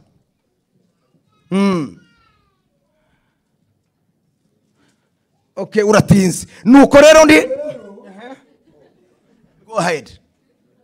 Nuko rero ntiyakagire ubacira urubanza kubw'ibyo mujya cyangwa ibyo munywa cyangwa kubw'iminsi mikuru cyangwa kubwo kuziririza imboneko z'ukwezi cyangwa amasabato. Amen. Kuko ibyo byose ari igicucu cibizaza, naho umubiri wabyo ufitwe na Kristo. Amina. Nta mpamvu yo kwicira urubanza ngo isabato. Nza nibuka ngikura ahantu twari dutuye, bari barashize umunsi ngo wo gusenga wa nakabiri, bakamavuga ngo umuntu yagiye atubahirije umunsi wo kuwa kabiri. Kera ndi umwana ku kabara ngo hari umusaza umwe wagiye gutema nakabiri ngo yamayitema. Tawagiye niposho ngo yiteme. Uko nuwo witemye gusa uwo munsi kundi bagazatema igisambu. Ntiyakagira ubacira urubanza kubwo kuziririza imboneko z'ukwezi cyangwa amasabato. Ibyo byari igicucu. Umubiri wabyo ufitwe na Kristo. Niyo mpamvu twebwe iminsi yose irareshya. Habe n'uwoje gukora niyinga ugapfa kugenda nimba nyine bibaye byiza wose ugaterana n'abandi kugira ngo wunguke kumenya. Ariko kandi ugiye gukora nta shyano riba ryacitse umurizo, kuko iminsi yose iraresha imbere ya Kristo. Niba unyumva avuga ngo amen. Bamwe mbasukiye kucogesha bamyavuga ngo n'ubundi oya muze muterana muri free. Bwana sifiwe.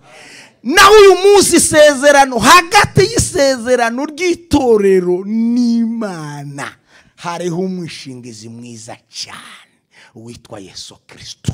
Reka mbe ngusoma gusa habiri. Dusome muri Yohana 1:17. None ngiye kuvuga abo bishingizi bombi. Ndavuga uwisezerano rya mbere n'uwirya kabiri. Twagiye Wesley 1:17. Yego iyo bavuze Yohana batongereyeho uwa mbere n'uwa kabiri automatically abari ubutumwa bwiza. 1:16 na 7. Kuko amategeko yazanywe yatanzwe na Mose, ariko ubuntu n'ukuri byazanywe na Yesu Kristo. Amen. Abanyumva bavuga ngo amina cyane. Haleluya. Amen. Isezerano rya kabiri ni ubuntu.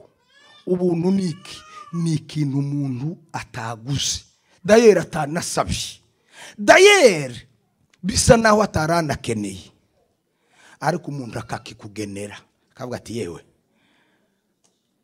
dakira, wamara kugifata ugasanga cyari cyiza kandi wari ukikeneye. Bibiliya iravuze ngo amategeko yatanzwe nande na Mose aheza bene wabo, ariko ubuntu n'ukuri ibyo byaraje. Musa ubuntu n'ukuri ibindi byo byaratanzwe, ariko ubuntu n'ukuri bwo bwaraje. Musanze ubwo buntu n'ukuri arinde mwebwe ni Kristo. Hari naho yavuze ngo nije nzira n'ukuri n'ubugingo. Ubuntu bw'Imana buzanira abantu bose agakiza bwara. Nimumva ubuntu buzana agakiza. Ninde wazanya agakiza? Nimuvuge ngo amena. Amategeko yazanywe na Mose, yatanzwe na Mose, ariko ubuntu n'ukuri byo byazanywe na Kristo. Nukuvuga ngo ubuntu n'ukuri byo byaraje ni Kristo, ni muri we byari biri. Iryo ni ryo sezerano rishya riba hagati yacu n'Imana. Soma nanone Matayo 5:17. Ndihuta cyane ndanarangije, hanyuma witegure. Harabura akantu gato yanemeye nako turagakora. Matayo 5:17 nanone. Mwitekereza ko naje gukuraho amategeko cyangwa ibyahanuwe? Sinaje kubikuraho, ahubwo naje kubisohoza. 18. nuko mwitekereza ko naje, abantu benshi, gukuraho amategeko, ariko abantu baza bahasoma nabi. Mwumvise ko Bibiliya ivuze sinaje kuyakuraho, ahubwo naje kugira gute? Kuyagira gute? Mwe muretse kuvuga bamwe, ahubwo kugira gute? Hari waruvuze ngo kuyako, ninde wavuze kuyakomeza? Nibyo biratandukanye cyane. Mwebwe yaje kuyasohoza cyangwa yaje kuyakomeza?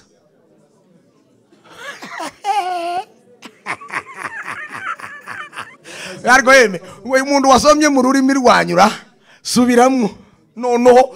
Mwitekereza ko naje gukuraho amategeko cyangwa ibyahanuwe? Sinaje kubikuraho, yego, ahubwo naje kubisohoza. Noneho yaje kugira gute? Kubisohoza. Amekuja kuyatimiza. Ariko iteka ryose, imyaka yose, abantu bahora bavuga ngo kuko yaje ngo kuyakomeza. C'est très différent. Ntibibaho. Bibiliya ivuga ngo umushahara wa dhambi ni nini? Yesu yarafuye cyangwa ntiyafuye? Yesu amaze kwemera kwishiraho ibyaha byawe pastor, n'ibyawe n'ibyanje, nta kundi byari kugenda. Yagombaga gusubira lesoro y'ibyo yiyemeje, byatumye apfa. Uko gupfa yarayasohoje, apana ntiyarayakomeje. Amategeko yarananiranye cya gihe cyose, Yesu wenyine niwe waje kuyasohoza. Yemera kwishiraho iyo mivumo n'ubwo bucafu bwose bwatwiriyeho muri Adamu, hanyuma arabihanirwa, abarabisohoje kuko byari byarahanuwe. Abasohoje ya mategeko ndetse n'ibyahanuwe, yaje kuyasohoza, bitandukanye no kuza kuyakomeza. Nimusoma mu Cyongereza murumva yaraje to accomplish, nimusoma mu Gifaransa murumva ari kuyasohoza, ainsi de suite. Muvuge ngo amen. Iri jambo benshi barumva nabakavuga none muravuga ngo tuyakureho. Yesu yarayasohoje, habe n'Abisirayeli bari barayahawe, yari yarabananiye, ariko Yesu Kristo arayasohoza ngo amare aduhereza inyungu z'ibiyavuyemo. Aravuga ngo nimwakire, mwebwe nimubeho, enjoy, nimunezerwe, nimuryoherwe n'ibyo mbahaye. Muvuge ngo amen. Rero niyo mpamvu na Pawulo imyaka yose yazaga akavuga nta kindi tubobwira abantu, n'Imana yatekereje. Urukundo rwayo rwatumye itugirira ubuntu. ubuntu bwayo butume duhereza umwana wayikunda muri uwo nguwo ngo apfe twebwe tubeho katika kifo chake ndipo sisi tukachipuka. Aye nimuvuga ngo amen cyane. Imana ishimwe.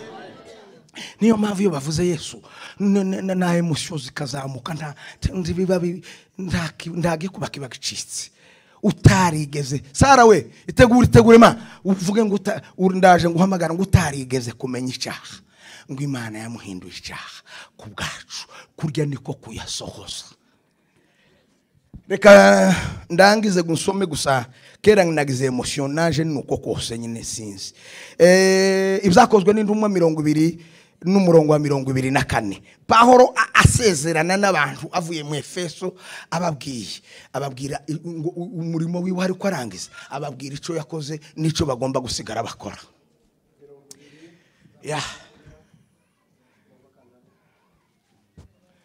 24 yewe donc ni bari 20 uzi ni abantu barakozoye ngaho Kirundi ngaho Kinyarwanda umugabo umwe baravuze ngo 20 Rwanda bahita 20 none gatsaho ngo barega kugera 30 yamavuga ngo 30 baramuseka simwe mwavuze ngo birahera amashumi uzugenda bavuga ngo ni 20 none ga zakozwe n'indumwa 20 ariko sinita ku bugingo bwanje muhumve ko ari ubw'igiciro kuri yego kuko nkwiriye kurangiza urugendo rwanje n'umurimo nahawe. Amina. N'umwami Yesu umurimo nahawe n'umwami muhumve ubutumwa bwiza bw'ubuntu bw'Imana. Kanisa sema Pawulo asezera abagabo nzangera kuri iyi mirongo igice cya 20 n'ukuri kose mbabwije ukuri ndeke kubabesha sinoza kubesha abantu nuri hindege nkoze kubesha abantu emi bandi umuhemo mu rwego ntabwo ndarangiza gusoma igice cya 20 cy'ibyakozwe n'intumwa ntarizi singisomeye ikiwe ikiniga kiranyishe we ndagira uti uko nukuri undi kararira mwebwe mugaseka umwe mwabaye gute aho kumfasha ko muraseka sinzi ko mwabaye nono ni gute iteko y'umuntu abonye undarira na wazarira wabona se tugaseka none mwe ko mara umuntu arira mugaseka muko ba wapi mweye okay nahwereye ntabwo narise nikomeje Onda tamporize nyine ngo mbashe kuvuga ndakunda. Noneho umugabo witwa Pawulo intumwa y'abanyamahanga niwe wabwirije Korinto, niwe wabwirije Filipi, Efeso, Ikolosayi, Galatiya, Tesaloniki. Yanditse inzandiko 9 ku matorero yafunguye kuva mu Baroma kugeza mu z'amatorero inzandiko 9 ku matorero kuva mu Baroma kugeza mu Tesalonike ba kabiri. Yongera yandika inzandiko 3 za gishumba le lettre pastorale ziva muri Timoteyo wa mbere n'uwa kabiri na Tito. Yongera yandika une lettre amicale urwandiko rwa gishuti arwandikira Filimoni ariko amuhuza na nande harika na Onesimo yambata yiwe yari yaramucitse. Uyu mugabo ivyo yanditse muri ivyo bitabo byose ico yashakaga kubahugurira ari ba Onesimo inshuti ziwe ari ba Timoteyo abana biwe bo mu kwizera aha yabaheza umurimo na batito ari aya matorero agenda yahugura yageza ababwira iby'ubuntu bw'Imana bubonerwa muri Yesu Kristo. Amaze umunsi umwe ngo ari Efeso ngo arabatumira arababwira ngo ico ndeba ngo biragaragara ko tutazongera kubonana none ngiye kugenda ngo mu by'Imana yambaye kubabwira ngo ntaco nikenze kubabwira ngo nabanaga namwe rimwe na rimwe mfite intege nke ngo mfite imbaraga ngo nkababwira ijambo ryose rya Kristo ngo amaze kubabwira ngo iby'Imana yari yambaye byose ngo narabibahaye, ngo bamugwa ku ijosi, aravuga ngo sinigeze nikenga kugira icyo mbabwira, ngo none rero njewe ndagiye tutazosura kubonana, ariko ibyo nababwiye by'ubuntu bwa Kristo bubonerwa, ubuntu bw'Imana bubonerwa muri Kristo Yesu, ntabwo nigeze mbahisha, kandi ibi nibyo mbasigiye, mugende namwe mubyamamaze mu matorero yose. Ngo baramufata ngo bamugwa ku ijosi, ngo bararira begamiranyije imisaya.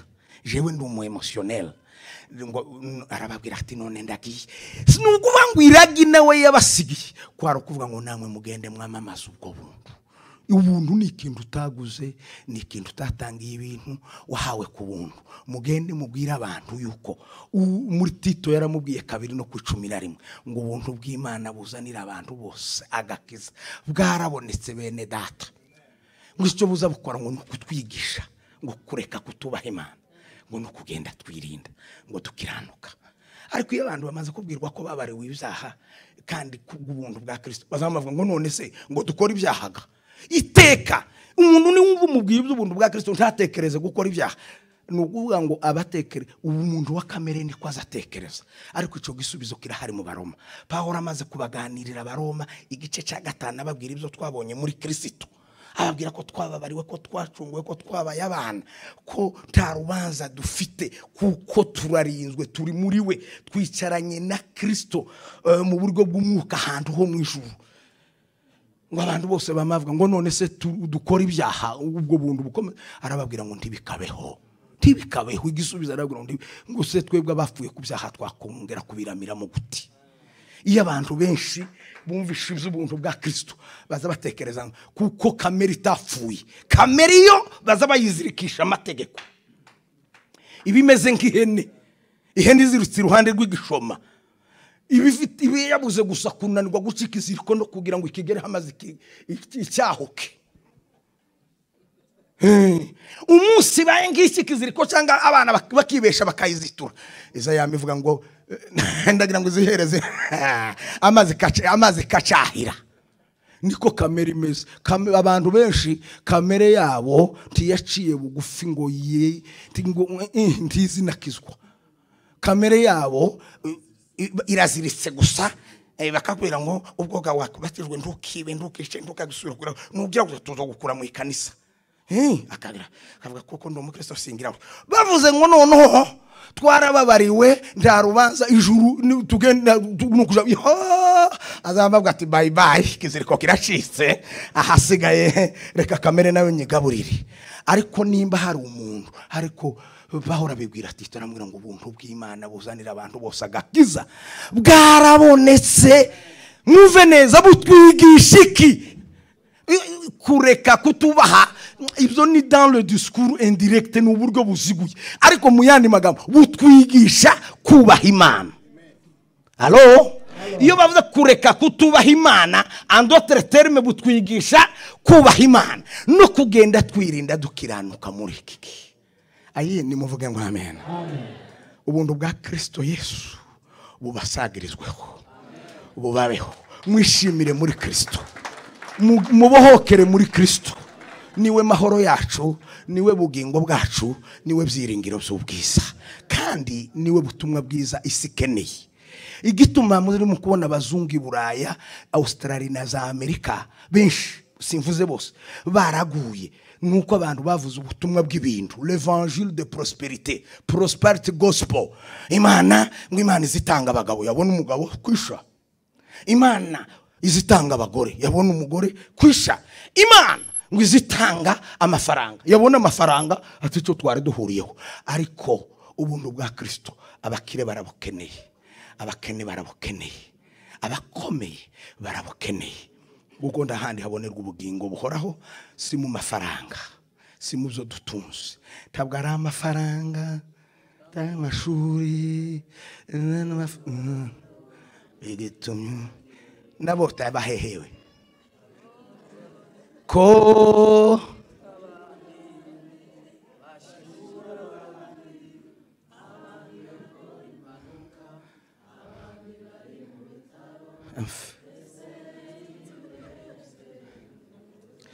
iyo ndirimbo ni y'ibipfu.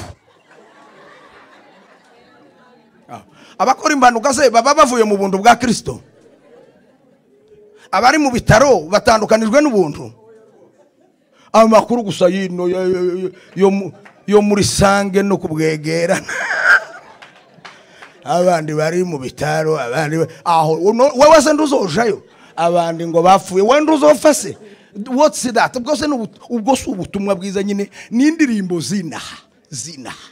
Izo n'indirimbo zinaha. Ibyo turabisangiye abakora impanuka abandi zo ndibazakora impanuka. Aho ngo Imana ishimwe ngo twazutse bireme ngo nkandagire biremera. Uwo bitemeye yagize ati uwavuye mu mubiri we uko yagize mwe mukiwurimo se nimwe mu muruta singira ngo ahagiye hararuta havuye. Ariko kuko abantu bagumye kuza bareba ngo mwese abantu babaye nkabaye sawa kugurana ubugingo kugurana ubukuru bakabugurana ibishimbo ngo nyihera ibishimbo ibisigaye witware akamanyo kumutsima. Muze mushibizo imodoka tuzisangiye nabo hanze n'amazu turayasangiye n'amakampani n'amafaranga amakontere konsoro turabisangiye. Icyo tubarusha n'ubu buntu bwa Kristo twagiriwe. Nibo nyumva vuga nk'abena. Haleluya!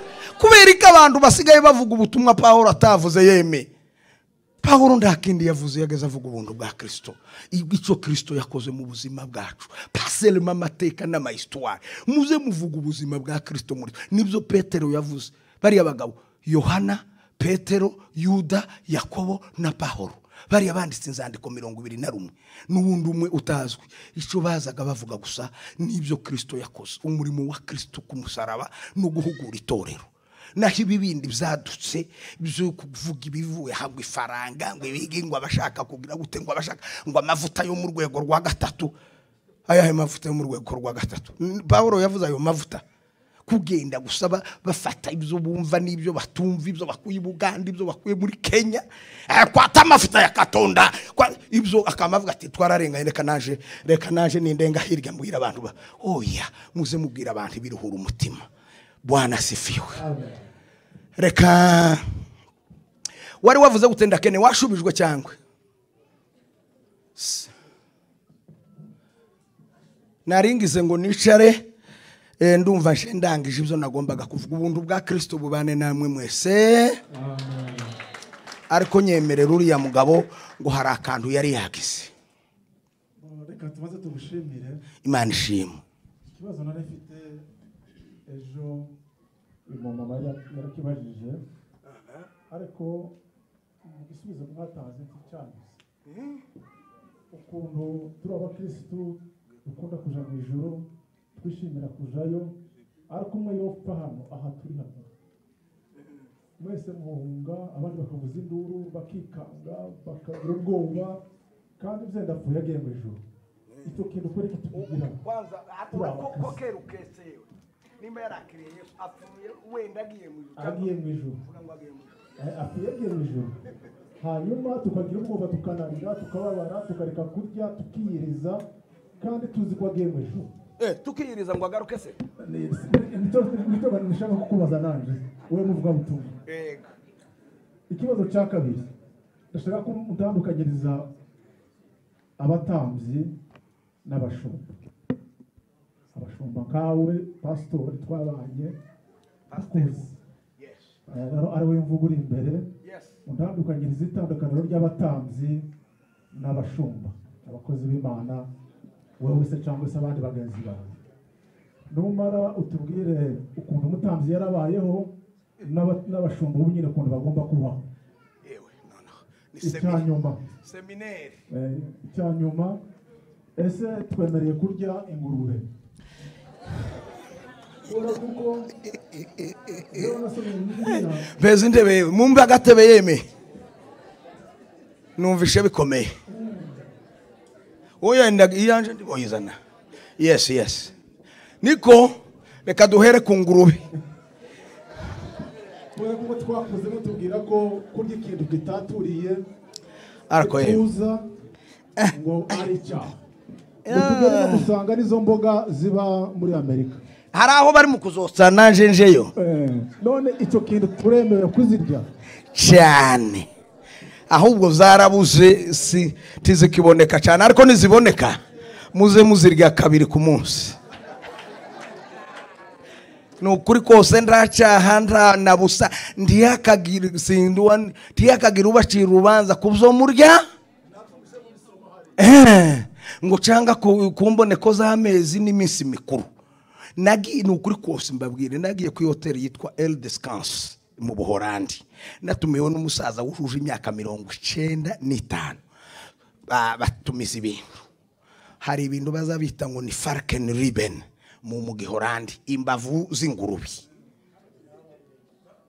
Nimba bari bazokeresheje isukari nuwanije wavuga mwebwe none bagasiga ahantu ho gufata gusa amazi ahandi. Amazi baravuga ngo Pierre ibi bintu uzubirya uzuri ndoya sinzanike ngorobe naho izingize izo ni nyabake bati tubanze turye. Yo ndarya ndakamara bati tukongera ndimuzane batese none abozana ingurube ndoya ingurube zarangoze mo gashwana amaze abazungu bazamaze bakaja guhera ingurube nduzi ukoraho tipi nawizi tumaze kurya izo bumvaga mu ndangiraho ziri kandi naramaze namantahanda ho zimo tibyari ibintu none ingurube ni anava marsh ngero tutayibonye ari uzayireka, ariko abandi bose n'abagore n'abagabo ba mama n'abamaboko mwese ababishoboye keretse batazabarya inyama ni mu mari gihe nzogaruka naje muzonjana aho bahaye bazotsa. Ico ndagisubije uranyuzwe asandi ariko none wari uzikunda bana wageze uzirya gusuba baye ariko noneho ubonye fevere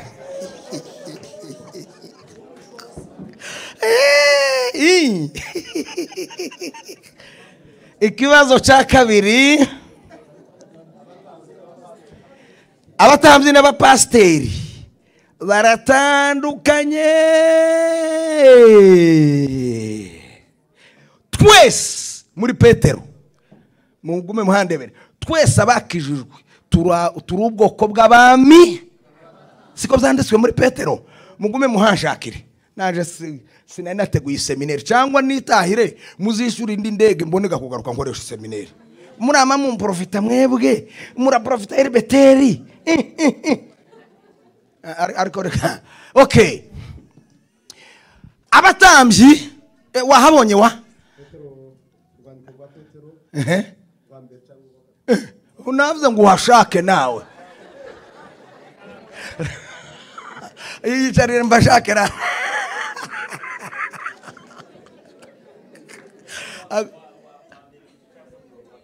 igice cya kabiri umurongo w'icenda uramugobotse yewe.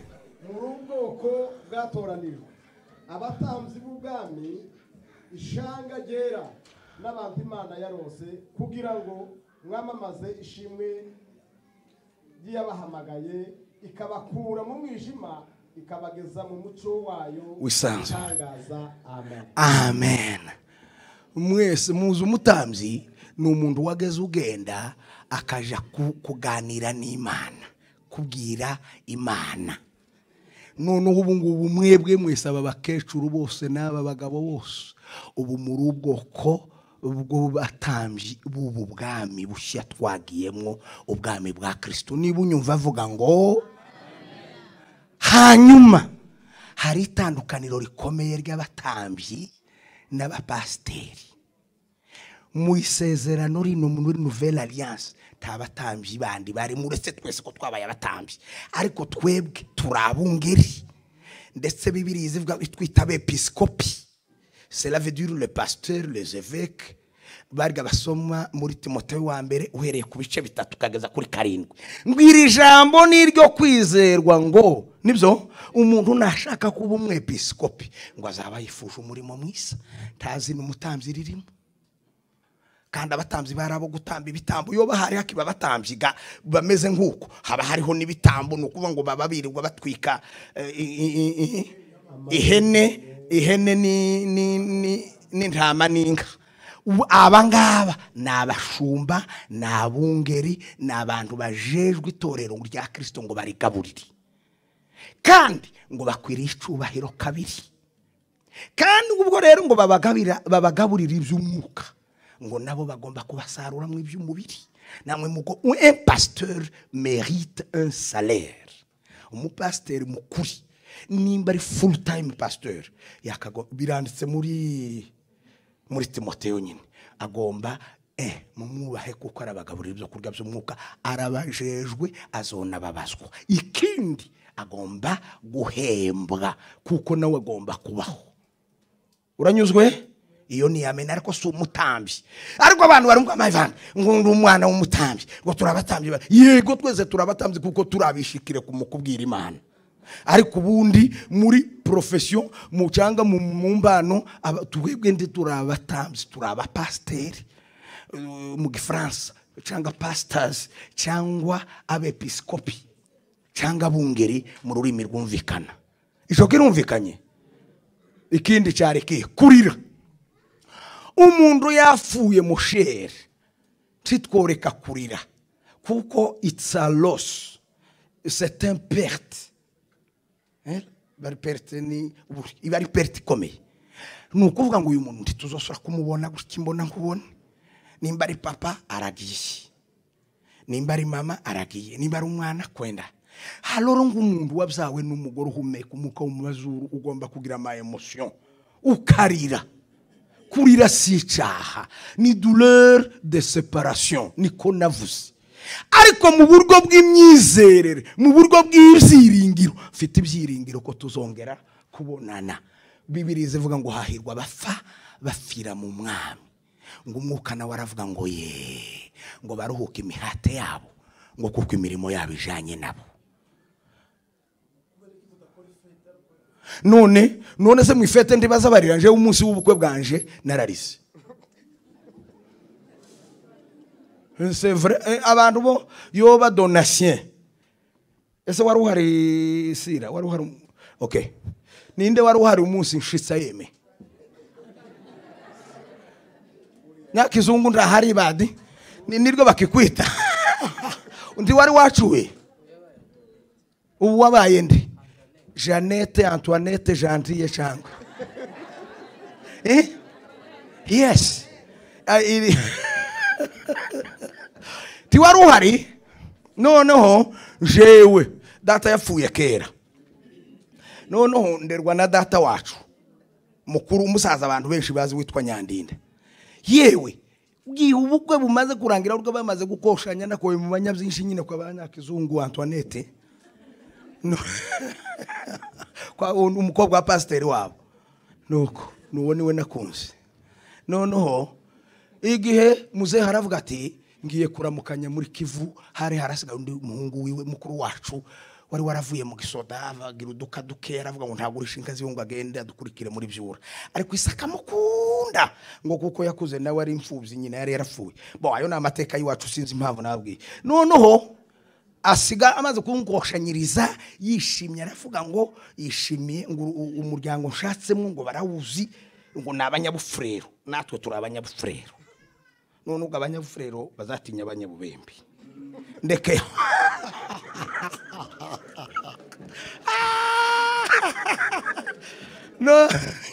no ngabona umwana we yashatse umunyabufurero mugenzi wabo.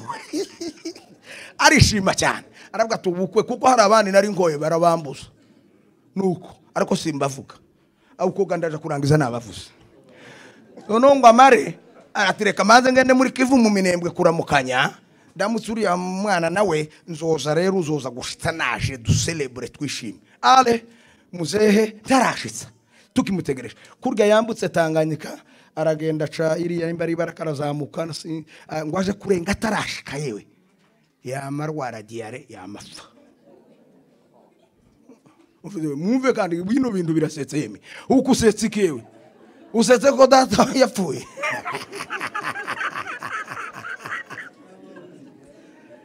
Ayiwe bwa bukwe busigara buba yagize gute? Tiumva ko data yapfuye kera. N'uyu data narinsigaranye nawe agize gute? Amaze nono ndashitsa turishima, baravugaga ngo bageze igihe cyo gushima.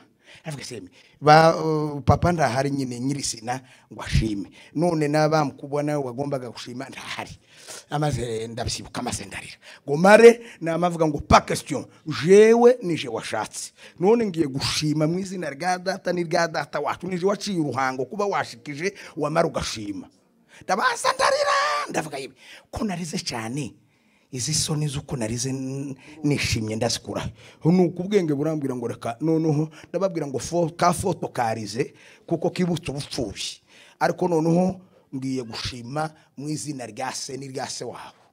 Allo cela veut dire sinzi impamvu mbivuze mu mafete niyo umuntu yishimye ararira ariko ama emotion yo kubura umuntu ukarira si ikibazo tibiba bikuyeho ko wizeye iyo yagiye cyane cyane ko rimwe na rimwe abenshi nyine bataba banizeye ngo ko yagiye sinzi ibintu abantu bagaye babwirwa ndetse basiga batanga itangazo ngo umuryango wa runaka ngo wagize ibyago byo kuranaka ahubwo muze muvuga ngo umuryango wa runaka urabamenyesha ko naka yitabye Imana iryo tangazo nje ndaryemera ariko yo kuvuga ngo umuryango wanaka wagize ibyago kiricho na mwanzo sikina mwisho uko muraho murabyibushe ngo nimushake muze mugende mwiteguye arabana nusara ababyibushe arabakura arabatoya twese turabakandida kurira si cyaha ariko kandi ntibikuyeho ngo twizeye ko tuzaho yagiye noneho baye nkunyurwa Imana ishimwe hari ikindi ndashubije twagiye noneho nukumara mugatanga minervari ndagira ngo mbaze urakoze ikibazo canje tugize iminsi bavuga kuko ari itorero ry'ubuntu ryaje namwe murimo twebwe bande wewe foto wewe ku giti no asante yego ninde utari bamwe ahubwo nuko dawe Wesley kagira inkuru komeza igitumye ngiye kukubaza rero nagusomeye numvisha uko wabwirije n'abanyamuryango abayoboke b'itorero ry'ubuntu ibyo bavuga n'ibyo watubwiye hano birahabanye cyane aho byemerwa n'ijya jambo n'iryo nshaka kugira ngo udusobanurire ushize haje umwana hano aravuga yuko ibya-10 byavuyeho tutagomba gutanga icya-10 aho ikindi cya kabiri ibyaha byababariwe wanabivuzeho cyane wewe ibyawe ntibirababarirwa kera wari ubizi se byaragiye ariko rero none se hari ababikora bihishe muri iriya zina wose umurimo waje uri umupasiteri yego shewe n'umurimo waje no kwamamaza Kristo abihishe mu bindi bagakora ibyabo ntavuze umunsi bazokonkonyoka sinzoba ndiho no kuvuga ngo ibyo baza bitwaza bitandukanye n'ibyo oya baza neza ikibazo Wesley bazi ikibazo bien muri mu kubuza abantu muntegere bari mu aba iwe uko yabwirije bitandukanye n'abayoboke babo ibyo babwira abantu babuza abantu gutanga ibya-10 aho bakora ibyaha bakavuga ngo ubuntu bwarabonetse ibyo bintu mubifata gute mwebwe soma Tito nagishubije 2:11 wowe wari konsomera soma. En tout cas, encore quelque chose. Pourquoi la généralisation comme ça? Ça, c'est le syllogisme. Iyo ngiye kugubwa nka nabi nzavuga igifaransa mugaza mugira ngo nzavuga igifaransa nezerewe. Tito 2:11 wewe. Kuko ubuntu bw'Imana buzanira abantu bose agakiza bwabonetse. Mutuze. Dutuze gatoya. Bwabonetse. Butwigisha kureka kutubaha Imana nirarini ry'ibyiza no kugenda bukatwigisha kuja twirinda dukiranuka twubaha Imana mu gihe cya none. Amen. Haleluya. Iryo jambo ni foto warganditse. Ikibazo rero ebanza uri usubiza yego cyangwa uyu si Pawulo wabibwiye Tito byanditswe mu mwaka w'ibihumbi 2022 Aye. aho icyo bikoze iteka ryose ahari ikintu kiri original ndagusubiza mu bintu byumvikana uzamenye ko iruhande rwacyo hari ikindi kiri fake. Iyo hari ikintu mu gifaransa kiri original pure leather cyujuje ubuziranenge nk'uruhu nk'ikirato cyangwa nk'umukaba cyangwa nk'isaha, iruhande rwaho haba hari ikindi kintu cya pirate cyane cyane cyakorewe muri Chine. Cela veut dire nta butumwa bw'inzaduka bwaje, nta ubutumwa bw'ubuntu, n'ubutumwa busanzwe nibwo bwagukijije, nibwo Pawulo yabwirije. Ndangije mvuga ngo nibwo na Petero na Yohana na Yuda bari batwandikiye inzandiko, nibyo bavugaga. Igihe cyose rero iyo bimeze gutyo hakaba abandi basa naho nabo abarundi bazabyita ngo n'ukwikinga mukiza, bakavuga ngo none ko bundu bw'Imana nabivuze sinzi impamvu bwabonetse twikorerega ibyaha tunywe tugire gute puruta ubuntu bwaje kudukiza no gutuma tugenda twirinda dukiranuka. Do you understand? Wanyuzwe ikijanye hanyuma uravuga ngo ngwego ngo hari itorero rw'ubuntu. Si ubuntu yewe, si itorero ryabayeho kera, nimba ari byo ba Pawulo bigishije uko nagusomeye mu byakozwe n'intumwa 20 icyo koze none ndi wumvishe neza kuko wari uhaye usoma. numvise Imana ishimwe. Icyacumi icara hasi none nkigusubiza. Abo twateranye ryari nejo nakivuzeho cyangwa nejo bundi ngaho ndakeneye bangu mubwira uko wacumvise cyangwa ndumwe bangu. Icyacumi nakantu gatoya kari kagenewe abantu bitwa Barewi, kubera batagiraga urwuri baragiramo, tibari barahawe gakondo, tibagiraga umugabane, tibagiraga aho bahinga, ntibagire naho bororera. Akavuga ngo mwe muzogume kwikanisa full time, nimba ari kanisa kwihema, hanyuma bene wanyu mubyo bazobona byose nzategeka ko kimwe mu 10 gihabwa mwebwe Abarewi ngo nk'igihembo c'ibyo mukora. Urabyumvishe? Hanyuma bakabikora gutyo, nukuvuga ngo nta muntu w'Umwisiraheli wabaga mu nzu itari mu munzani, wazana umunyu ikiro ugapima, nimba ari bazabi agace kamwe, nimba irobo rimwe rikaja hariya, wazana amagi 10 nirwo ndugero natanze 9 mukama muyakubita umureti cyangwa mukayateka nyine boil rimwe mukarijana hariya, n'inyama nuko, n'isukari nuko, n'umuceri nuko. Allo, hanyuma isezerano rishya ribaye rino ry'igorigota. Ayo masezerano hari ibyo ntababwiye yabereye ku misozi 2. Irya kera rya mbere ryabereye ku musozi Sinayi, irishya ryabereye ku musozi w'igorigota. Niho ubuntu bwa Kristo bwabereye. Burya munsi ngo ijoro afatwa rirya muza musoma ku meza ngo abaha umugati arawumanyagura arawa ngo muze afatana divayi arayiba, arababwira ngo aya ni amaraso y'isezerano rishya agiye kuva ku bwanyu. Bo kuva Kristo avuye ku musaraba avutse, tahandi hantu muri Bibiliya ngiye, tahandi uzobona ijambo icyacumi.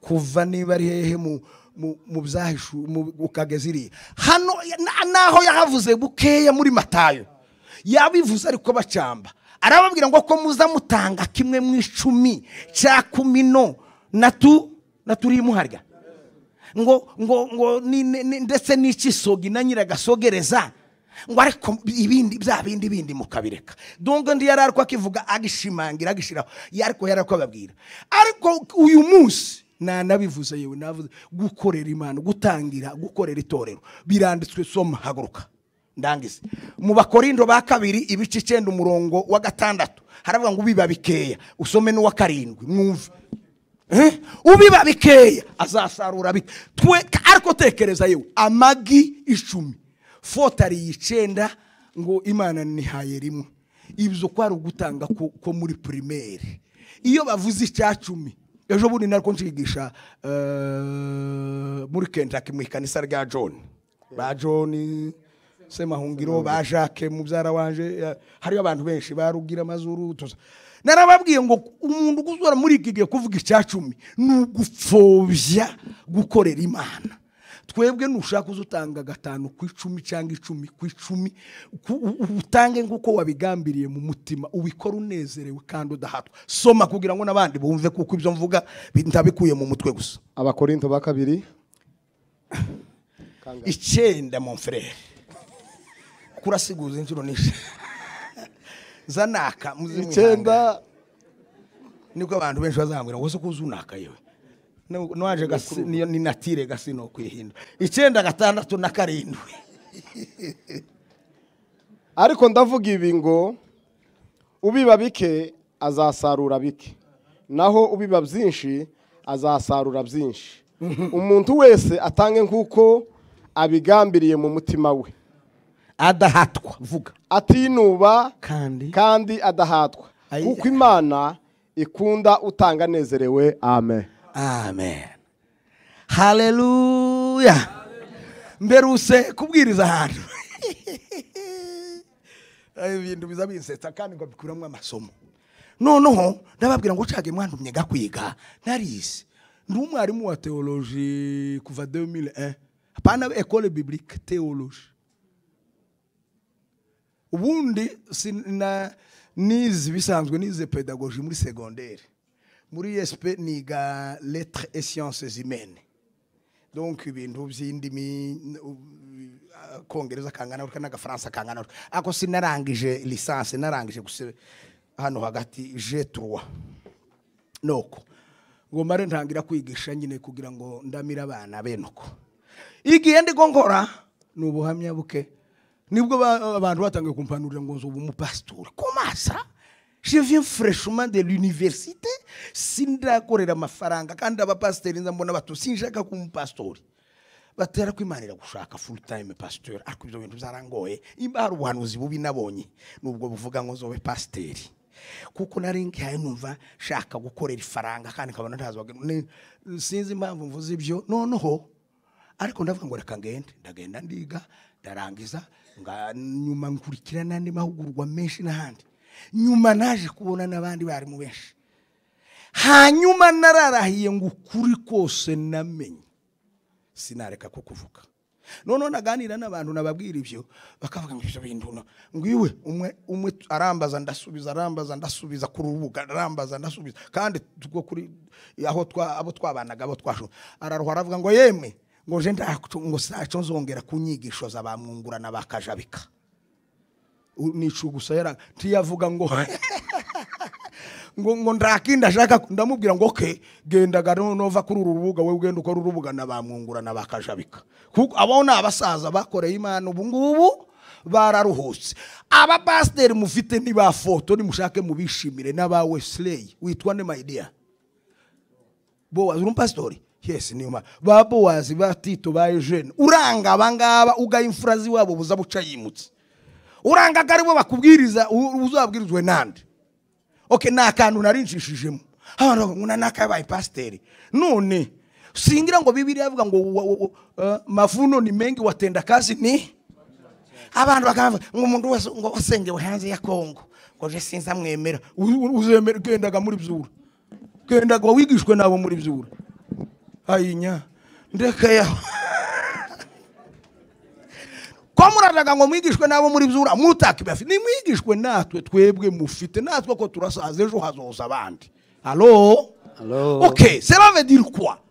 Ndababujije abantu gutanga ahubwo icyacumi nakantu gatoya icyo narivuze tuvuga Kentucky umugabo we yamahaguruka Jacques aravuga ngo nje nsanze ahubwo ngo kucita icyacumi ngo nugufobya gutanga kubera ko Bibiliya ivuze ngo umuntu atange nkuko yagambiriye mu mutima we kandi adahatwa atinuba kuko Imana ikunda umuntu utanga anezerewe. Ariko abantu benshi kubera kutabimenya bamwe parce que ils ont l'ignorance bamwe kuko batabizi bazamavuga ngo none icyacumi ngo ndicanditse se ngo ari ba Wesley bagitanga hoyayi twebwe niyo mpamvu itorero ritangiye bageze bamagenda umuntu akagurisha isambu yiwe akayizana bakayisangira muri bo nta mukene wari uhari. Twebwe gutanga kwacu nutanga 2:10 ni amena, 5:10 ni amena. Nimba ndetse waribikiye byinshi kuri konti none ugaduhereza amafaranga y'ukwezi, ni haleluya, ukoze neza ubizane. Ntawe tubuza gutanga, ntawe tubuza gukorera Imana. Ariko abantu bakikinga mukiza ngo icyacu mico sina ngombwa ngo mukivuge cyari cyabo nyine. Ariko twebwe tugomba noreka mzite tuze dutanga 90% cyangwa 100%. Icyo mvuze uracumvisha inshuti yanjye, gutanga ndi kwavuyeho, gukorera itorero nka ibo bageze bakora ngo barabagaraku. Mose ngo yahoraga imbere y'Imana nk'umugaraku, ariko uwitwa Foto ari imbere y'Imana nk'umwana wayo. Ndi mu muryango. Wari uzi ko nkomeye kurusha Mose? Kuko iwe yabayeho Kristo atarabaho, ariko njewe ndiho Kristo yarabayeho. Ko ndagenda gusa ndakurira muri we, ndaguma gukurira muri Kristo. Ngo aba bose bafuye bakizera, ayi haleluya, ngo batarahabwa izasezeranirwe. Bariya bose baburahamu n'abandi, ariko twebwe twabayeho ibyasezeranirwe. Murabizi nibi ni Kristo wari warasezeranirwe. Nimba munyumva nimuvuge ngo amen.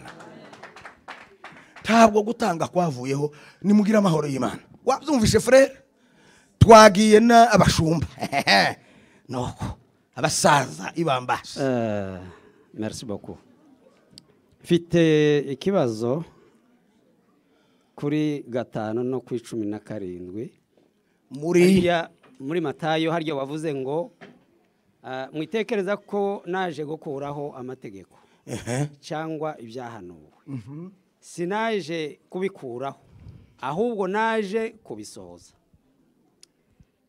Kuri 27 Matayo haravuga ngo mwumvise ko byavuzwe ngo ntugasambane. Njewe ndababwira yuko umuntu wese ureba umugore akamwifuza aba amaze gusambana nawe mu mutima we. Hano hari itegeko rya Yesu.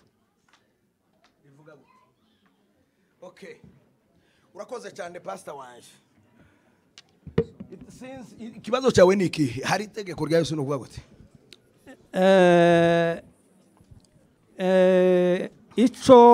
Ikibazo canje hano wavuze ngo yaje kuyasohoza, ariko hano usomye kuri 27 havuga ngo mwumvise ko byavuzwe ko tugasambana. Yes, ariko Yesu warakumvishe nono unureba ukagira umvi uko byari bimeze. Umve mbabwire ubutumwa uko Bibiliya yanditswe. Hariho ibyanditswe byitwa amategeko. Bibiliya y'Abaheburayo yari igira ibice 3 gusa, apana 4. Hariho ibyitwa amategeko n'ibyitwa Zaburi. Asande papa. N'icyitwa ibyahanuwe. Nimba abantu batarambiwe mureke dusubize kino kibazo, si ndiyo? Kandi murashaka gutaha none murashaka ngo nyuma y'iki hakorwe, murifuza ko hakorwe iki? Dutahe dusenge dutahe. Reka dusubize ikibazo dusenge, mwebwe mutahe twebwe dutarame. Nico haleluya. Oya rata. Anyway umve iyo niyo yari Bibiliya y'Abaheburayo. Hanyuma Yesu araza. Ibi bitabo ko ari 4, Matayo, Marko, Luka na Yohana, biza bivuga Yesu amaze kuza. Ce sont des livres transitoires, ni bitabo nzibacyuho biri hagati ya rwasezerano rwa mbere ni rya kabiri. Hano yarakiri kumwe n'abayuda nyirizina bonyine peke yake b'abanyamategeko. Akaza babwira undi muzi ko byanditswe ko ndukifuze ndukagire gutya, ariko agashaka ko atari ko muzamubi mukavuga ngo yego sindi ko atari ko muzamubikora mwebwe. Kubera iki? Kuko nureba umugore wundi akamwifuza bamaze gusambana nawe. Kurga kwari ugushinja abanyamategeko kubereka ukuntu nabo baza bayica. akavuga ati umuntu tuzomukika gute mwugacwamo nibyo nibo yari ari kwabwira ariko hagaze akabigice rero amaze kuducungura ku musaraba arahambwa arazuka. Hey, ikanisa rya Kristo riba riratangiye gano no wa musi amaze kuzuka umwuka aje hanyuma ibintu ntabi iburya yari yarababwiye ngo mwebwe nzabigishiriza mu migani ngo ndetse bimwe ndi muzanabyumva noneho amaze kuzuka ntabyi imigani ikintu ni tik tak ibindi bigire urya ibindi bigire n'amakuru gusa yo kuvuga ibyo Yesu yakoze tukabyizera tukabyinjiramo n'ubutumwa bwiza n'imbuguro zitorero nimba nagushubije tuvuga ngo amen. Kandi ni rero nimba kandi utaranyurwa turahana amatelefone tuze tugira ariko mbabwire nta nyigisho zinzaduka ziriho nta nyigisho z'ubuntu zihari hariho inyigisho za Kristo icyo bikoze ntawuze utanga icyo adafite. None se icyo wize imyaka 30-40 kuragira ngo tufa kukuvamo gusa ariko kuri kose tuvuze kuvuye muri Bibiliya. Imikorere yaririye alliance ya mbere siyo mikorere yino alliance ariko batwigishije batubwiye kuguma gukoresha ya materime. Tawe twogaya avuze ngo abatambyi niko yize, tawe twogaya avuze ngo icacumi. Jewe nakuze bazavuga ndetse ngo limbuko bamamaha bari barashe bigira ikinyamurenge ngo irimbuko bakambika igori ngo akirafojana kwa mwarimu umubwire ngo iri ni irimbuko. Niko naje nakuze kandi simenye ibyo irimbuko. None se bokora ukundi batize ariko ubwo gusobanukirwa Bibiliya ntikugarukira aho ngaho no hirya yaho hari ukundi ukumpaye mbabwira nta kintu navuze takuye muri Bibiliya.